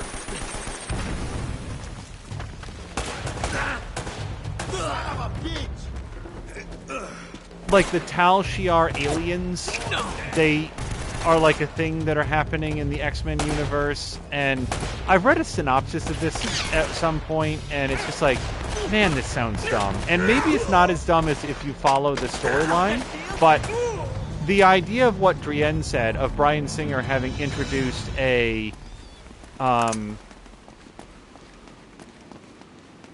more sensible and believable version of how to get there that doesn't involve aliens suddenly being introduced. And also, I'm not sure if the aliens were suddenly introduced in the comic books. They were probably running for a long time. I've never read the comics, but I did see the old, like, Saturday morning cartoon show that Fox used to air for X-Men. And at least in that, Professor X was romantically involved with one of the aliens, I think. So that was sort of kicking around for a while. How does something like this happen? See those scorch marks? Uh-huh. Somebody packed this place with enough gunpowder to blow it wide open. Watch where you step. Some of these boards are really falling.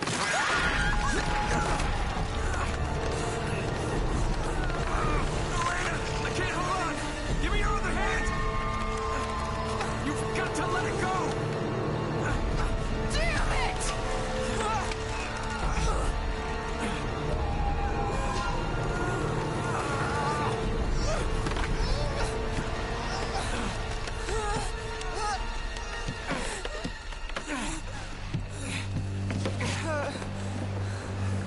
Oh, shit! It's okay. Come on. Come on.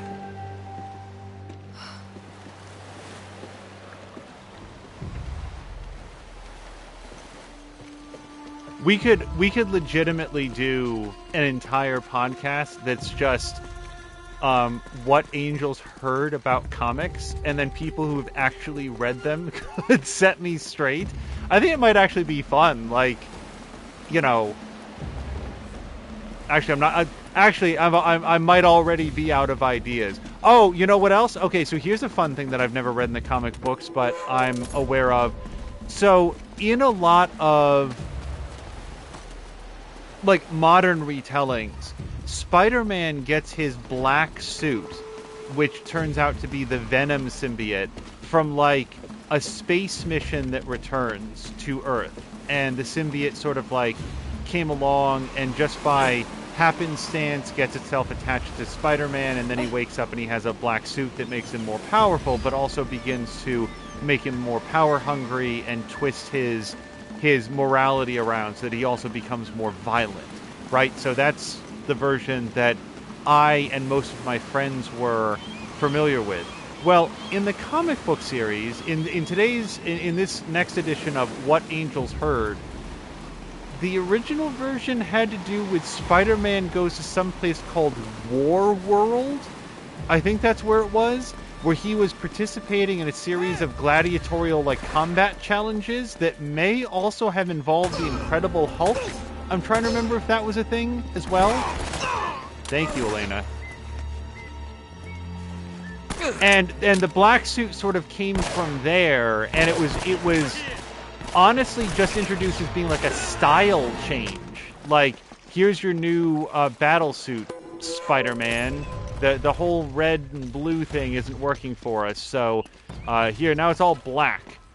and then it's like he kept wearing it, and then after he got back to Earth, it was later retconned that it was some sort of an alien symbiote. The later retcon might be me inserting there, but just, yeah, I can see why that's not the version they go for the Tobey Maguire movie. Like, hey, A, aliens exist, B, now you're fighting this gladiatorial combat like it's, well, let's not ruin other movies.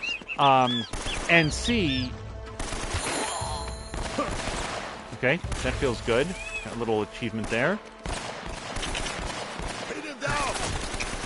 It will later turn out to coincidentally be an alien symbiote.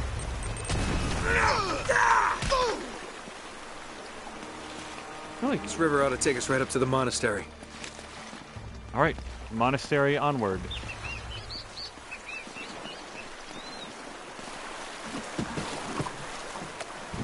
Hey, Lena, do you still have that rocket grenade launcher? That was pretty good last time we did this.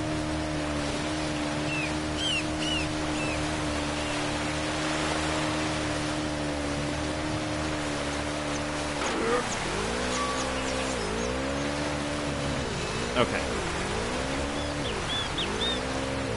Yeah, for me, I said the other day that the dumbest story I ever really got into, that I can remember, and there might be dumber ones out there, but Xenoblade Chronicles 2, and I will not necessarily attempt to recap that now or ever, but I really like that game, and I got really into the story, and especially the way that the cutscenes were directed. It turns out that with likable voice acting, I'm not sure that it's fair to call it good, but with likable voice acting and a real foot on the pedal when it comes to how all of their cutscenes were directed and stuff, you can get me to overlook a lot of really dumb bullshit that happens in your anime story. And that is the story of Xenoblade Chronicles 2. Oh, God. I don't know if its jet ski can do this, but mine can't. There we go. No! Okay, I don't want to hit that. Nor do I want to blow it up right now. Okay, let me try to get turned around. I really don't want to go further downriver if we can avoid it.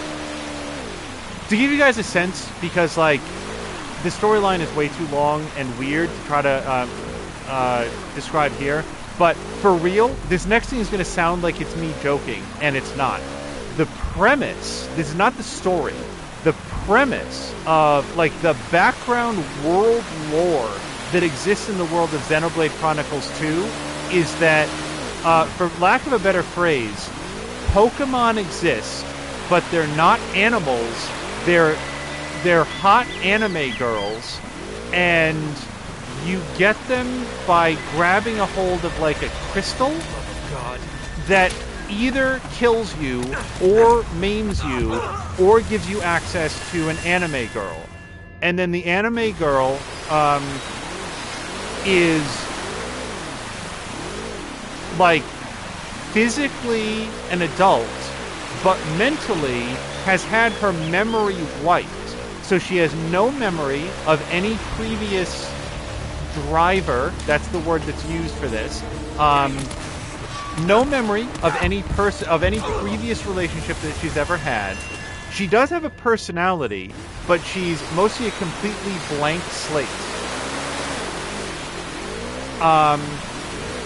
Dr. Teflon actually posted a really good summary of it. So she has a personality and interests, but no pre-existing relationships and no support structure or other. I need to think of a better way to do this, but I just keep getting shot when I go out here. Turn, turn, turn, turn, turn. Okay. And also, if you as the driver die, so does she, for lack of a better phrase. In that she then reverts to, like, being just an inert crystal until somebody then picks up the crystal again, and she is reborn as, again, a tabula rasa woman. And if you're thinking, wow, this seems like it has an extraordinary likelihood of being terribly abused. Hold on, I think we finally found out where the barrels are coming from.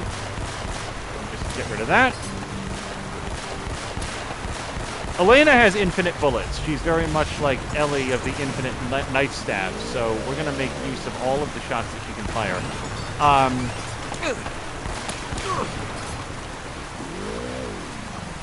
Yes, because when I say that these are women, I mean that they actually are, in that, like, in the narrative, it is acknowledged that in generations past, people would get married to, and I think even have children with their anime Pokemons.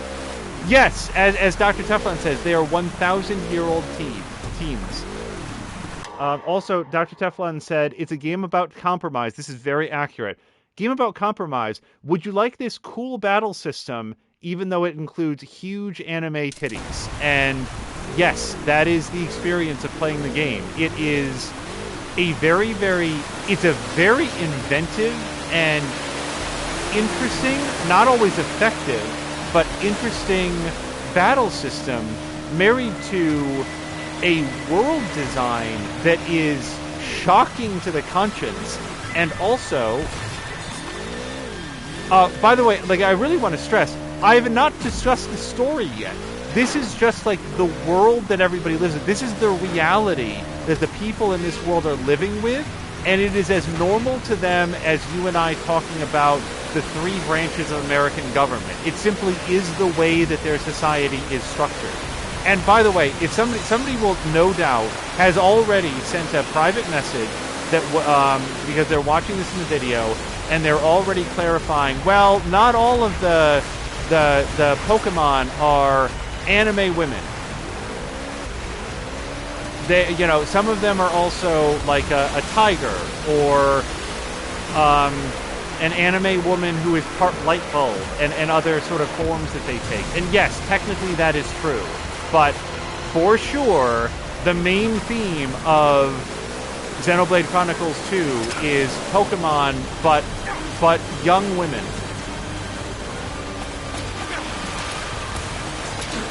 Oh, God. Okay. Grumpy is also saying that he'd be very, very seasick. Oh, this is a checkpoint, isn't it? Okay.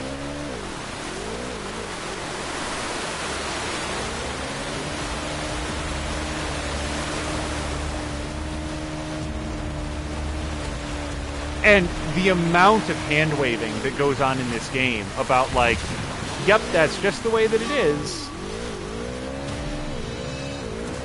Oh, wait, Dr. Teflon is saying, trying his best to phrase Xenoblade Chronicles 2, okay, it has huge titties, but hear me out.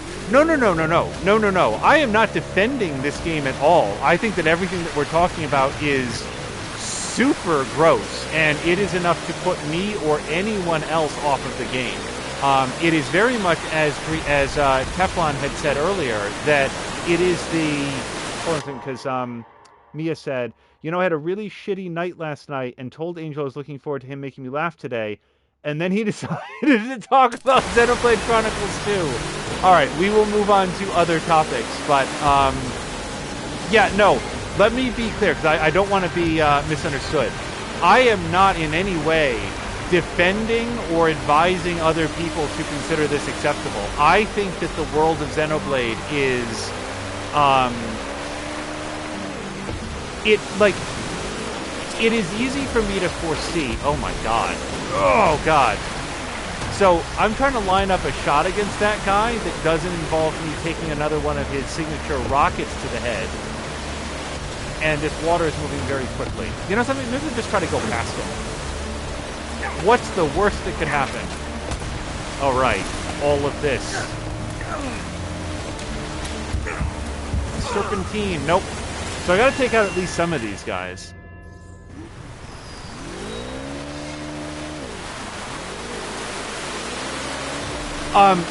If I were to guess, and this is giving a lot of credit to the people that made it, and credit that I don't think is earned, but Muiz did an oral blink, and we've moved from Superman, Spider-Man to Xenoblade Chronicles. Yeah, just as an example of, like, I'm willing to accept some dumb in my story if I feel like there's other things that render it interesting. And I feel like Xenoblade Chronicles probably 2, because here's the other thing. This is all unique to Xenoblade Chronicles 2. It is the sequel to a game that had, to my memory or to my understanding, none of these things. It was a completely different story. And also is the third game in the franchise with Xenoblade Chronicles X. Yeah, I couldn't get around that barrel. With Xenoblade Chronicles X somehow being like the other totally unrelated game that's in here. It's a very odd thing. See, Teflon is saying, Xenoblade Chronicles 2 is like, there's a great world to explore in terms of art style, but some of the character designs are off-putting, and the story is dumb, but the battle system and some of the characters are likable. The battle system is also, I'm trying to think of a way to phrase it, because the battle system... So, if I attempted to explain the battle system in Xenoblade Chronicles 2, I would still be talking about it 30 minutes from now, and people would assume I had had some sort of a... I'd entered into some sort of an odd fugue state. It is so complicated, and it bears so little resemblance to any other combat system that you've heard of. And there's so many competing leaders and combos and systems and character changes that it, like, I've said this before, and I said this when like Dan Tack was playing it over on Twitch. I think he recently finished it. Shit, don't hit that.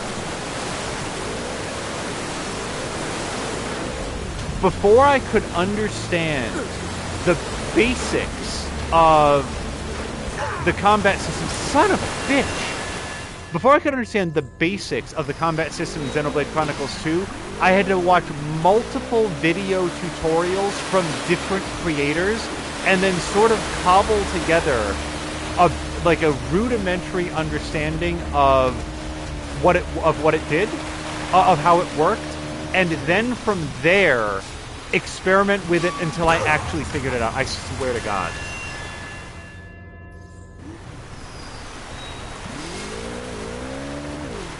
More Than Me says, can you imagine if I felt comfortable making fun of Angel's game driving skills? What a world that would be. Oh no, Mia, have at it. And then after you're done making fun, we'll arrange for you to get behind the handlebars of this jet ski and see how you or anyone else do. The jet ski doesn't control great, is my point.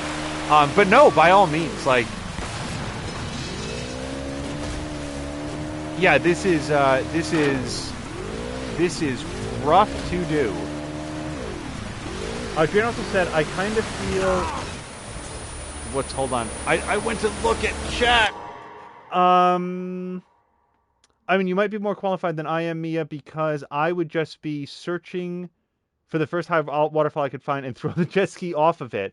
And then Mia says, I kind of feel like my continuing death to him is enough. Oh, yeah. Keep the deaths coming, for sure. And I think Angel should turn around and give up. Just nope his way all the way back home.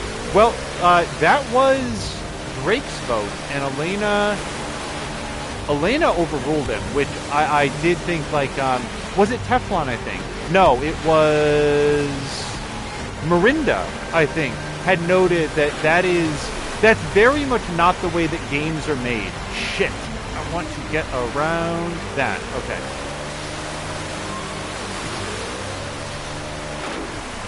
So, we're encountering... Shit, come on, man. The water constantly pushes me back, and also there's people shooting high explosives, and also I can't just drive past them because then they shoot me from behind all the way up the river. Let me try to, like, hang out here for a second. Let's do that.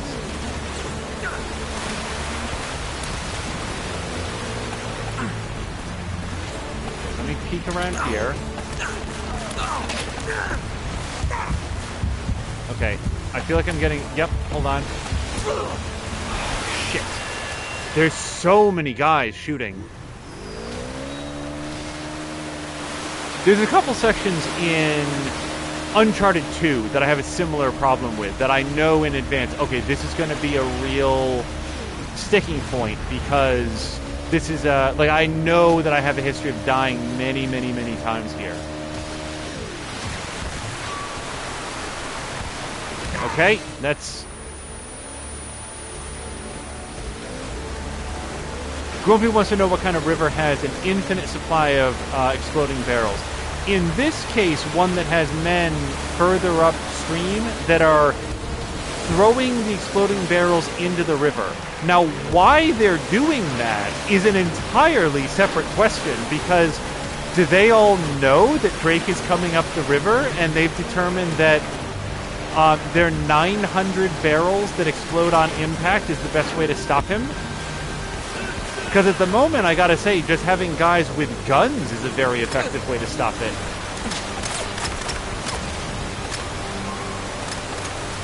I'm gonna try to get up here.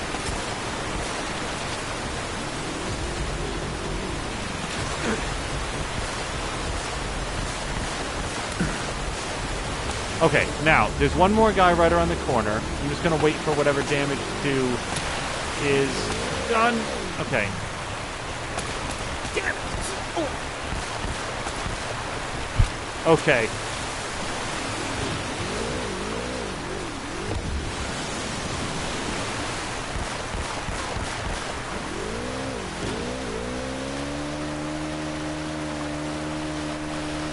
Yeah, I think the design document for this section was like, we'll have an exciting high-speed chase up the river, and they'll be driving up waterfalls and dodging the barrels, and the gunfire will be coming in, and just like, functionally speaking, I can't figure out a way to do it that way, so I've just done it very slowly and shot everything on the way up. Hooray! Thanks. All right? Okay. Let's head up to the monastery and see what's going on. So actually, that is the start of chapter 13, and it is about 10:20, which I think is a good place to call it. Yeah, I don't know if... I know that Azric was in earlier. Hopefully I had a chance to sort of address some of the things that, like, you know, maybe made a point or two about how I think Superman is best handled and what my concerns are going into the Zack Snyder cut of Justice League, because I just would like a version of Superman that cares more. I think that it basically comes down to that. For anything that I said, I'd like to see him care more about more than just like Lois Lane. I like the fact that we have a Lois that he cares about, and that they have a relationship that's more than just like an adversarial dating or a work relationship. Like, that's cool. I want to see a Superman that's a little bit more invested in his home life. But like, that should be a prism through which he comes to understand the human experience, not the thing that he's sort of begrudgingly pulled away from to go do Superman stuff, which is how it sometimes feels. So that's my thought on that. We touched on Spider-Man a little bit, and then Xenoblade Chronicles 2. And that's it. I don't know. This was a very fun stream, and a lot happened. Huge thanks to Mia, Chivalry, Tashir, Moo, and if anybody can just, am I forgetting anybody in there? Because there were so many subscriptions, so many bits, so many resubscriptions that I just want to make sure that everybody gets thanks for their contributions. That was an amazing way to start off the stream. It's been a long week. It's been just regular work stressful, and that was very cool. And it was touching to see the Sunny Panda's name come up again, because I made the point earlier that he is gone, but he is not forgotten, and he never will be. We actually just like looked at his Twitter. God, was it just yesterday? Just looking at some of the last things that he had posted. And that's that. Azric says still here, and he did. And thanks for the fun stream. And Azric, like, if there's like, hopefully one of the things that I'd like to communicate through this and all of the streams that we do is that I am open to other points of view, and the hesitation that I have with this particular vision of Superman shouldn't be taken as an attempt to knock down anybody else's enjoyment of it. And I know that like Mitch Reeves in particular, Mr. Bones _DBW on the rare occasions that he does stream here on Twitch, like he really loves like these modern movies. And I think feels a little bit under siege that people are constantly like, oh, you like those? And no, man, I like having room to say I didn't enjoy Captain Marvel quite as much as Drienne did, and Drienne didn't enjoy Life is Strange quite as much as I did.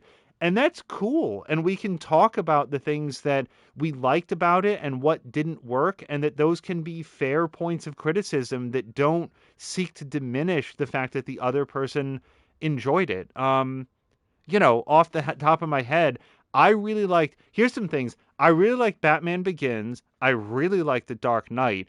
I enjoyed a movie called The Simple Plan. I liked the movie An Honest Liar because it's a great documentary and has some twists in it, which I'm not accustomed to seeing in documentaries.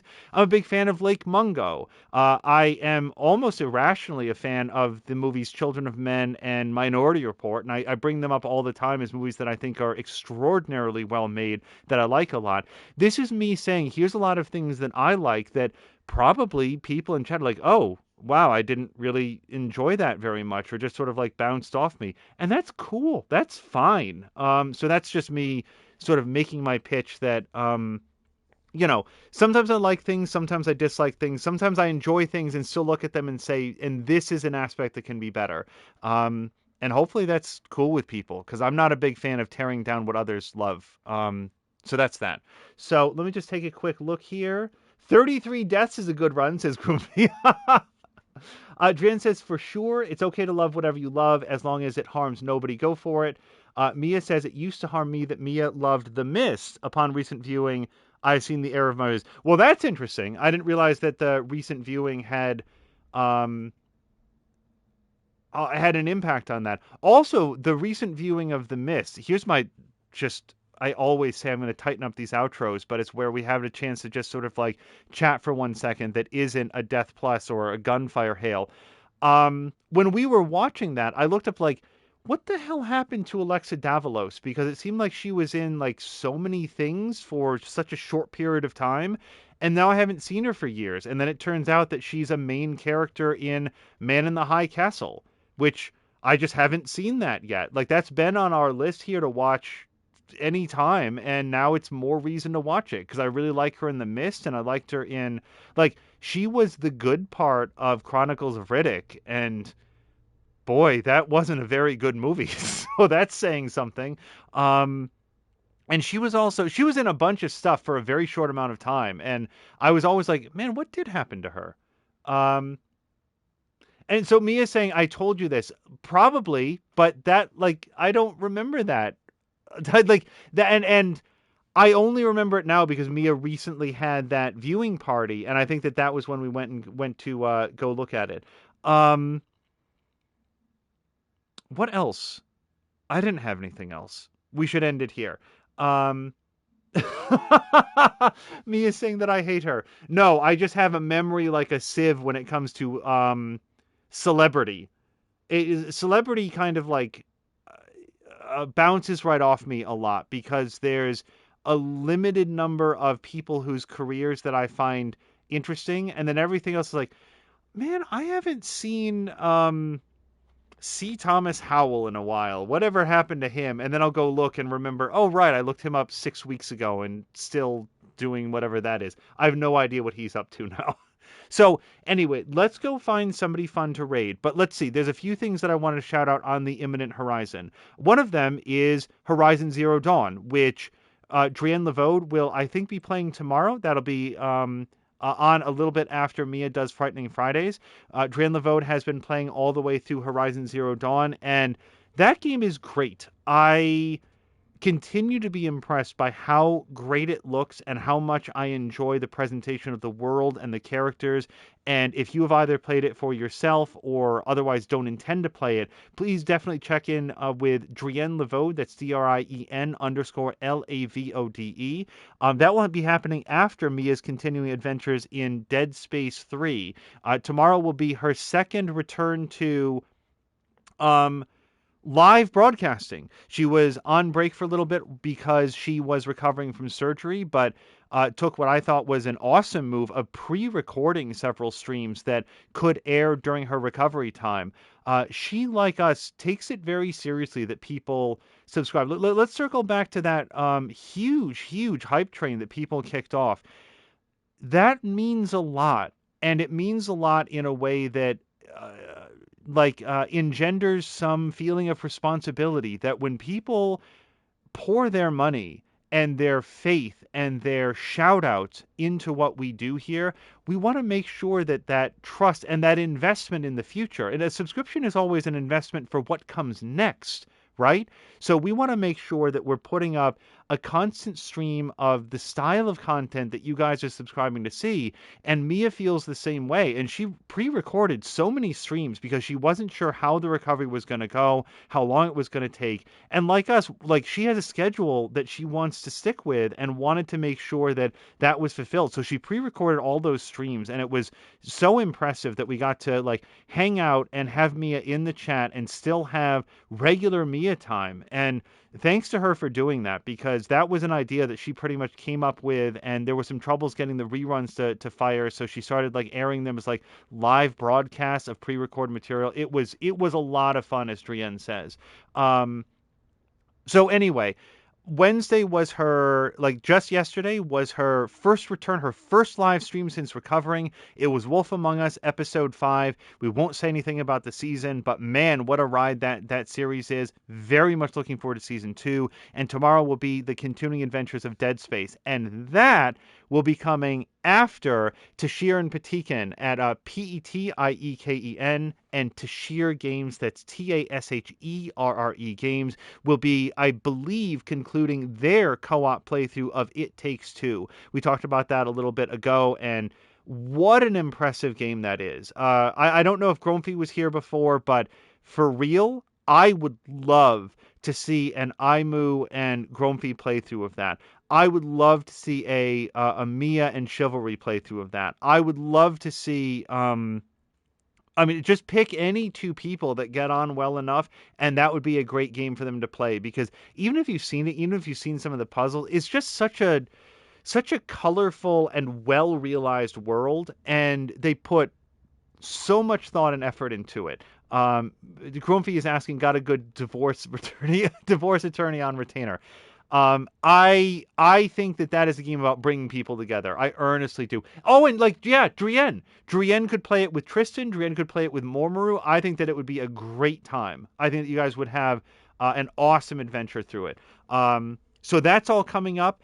And at some point, we're still nailing down the time, but the tentative thought would be Saturday evening. I think that we're going to do a special showing of our side of Man of Medan. If you are watching this in the archive at some point, Man of Medan is a narrative game, and my crude sense of it, having only played a little bit of it so far, like probably a limited percentage of it, is that game would be pretty good. Pretty good, I guess, as a single player experience. As a multiplayer experience, which is built into the game this time, as far as I can tell, the creators at Supermassive Games took a look at what people responded to in Until Dawn, and they realized that multiplayer and the idea of split perspectives was an underserved idea. And man, I am so impressed with what they managed to pull off during Man of Medan. Is the game perfect? No. It has some rough edges that could really be used to sand off, but it was their first attempt at this, and just the ambition, the chutzpah behind this project, and the way that it comes together, and when it works, boy, it works really well. And this is my pitch to say, you guys watched Mia on Wednesday, and if you missed it, you can watch it in her archive. The VODs are up. You can see the 2 episodes that she put up. Coming up, I believe at this point, we're aiming for Saturday, and we'll make a firm announcement once we're absolutely sure. But we're going to do an airing of my side of things during that same playthrough. And if you watched Mia's, you heard me reacting to things that you couldn't see. And there was a presentation of story events that I can just assure you, many of those things were presented very differently from my perspective. And here's the fun thing. Mia and I specifically did not talk about it. We didn't describe what we had seen differently so that when we watched the videos, we could see them together. So Mia will be seeing things that she didn't see at all and doesn't know what's coming up.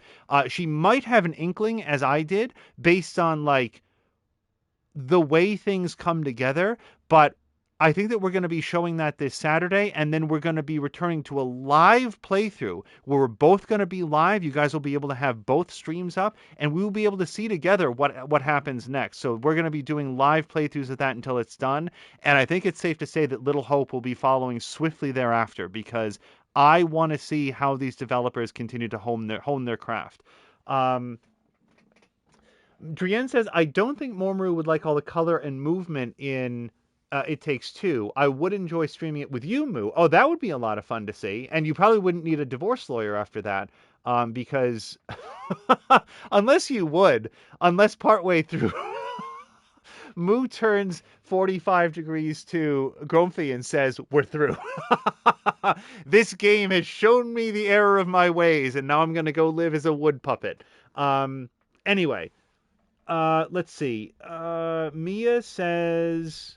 Wait, what did Moo say that we agree with? Oh, Moo says chutzpah. That's when Mia said, I know, and I cannot wait to see Angel's side of things. Drienne is excited for it. Mia's wiggling excitedly. Swiftly as shit. Oh, for Little Hope for sure. And everybody is enjoying it. Okay, so we are going to wrap up here. That hurt a lot. No, I'm good. Okay. And we're going to find somebody fun to raid. We will rejoin you as early as... I'll tell you what, if somehow there was some space between Patikan and Tashir and Mia, we would jump in there. Otherwise, I would expect to see you guys on Saturday, but certainly in all of those chats. In the meantime, do please check out iMoo, Do You Moo 2. Check out Grumpy, check out Drienne Levode, check out... Azaric. Christ, I am the worst person because I'm trying to, count through all of the names, and Azaric is right here, and his streams are so much fun. And Azaric will be doing Outriders. We never got around to talking about Outriders at all, you guys. Outriders looks so good. It looks like so much fun, and you will be able to catch some launch day and post-launch day excitement at Azaric, Azarick. He had played the demo. It didn't trigger any sort of motion sickness, so I will be looking forward to that. So much cool stuff happening on Twitch right now. And pencil this in. We do have Evil Genius 2. I've had a chance to play 0 minutes of it. This is how you know what kind of week it's been. I talked for weeks, months probably, about how much I was looking forward to that. You know how much Evil Genius 2 there is on my playlist on Steam? 0 minutes. It's installed.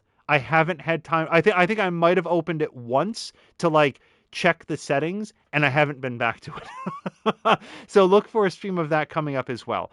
Okay, let's find somebody fun to raid, and we will see you guys again later in the weekend.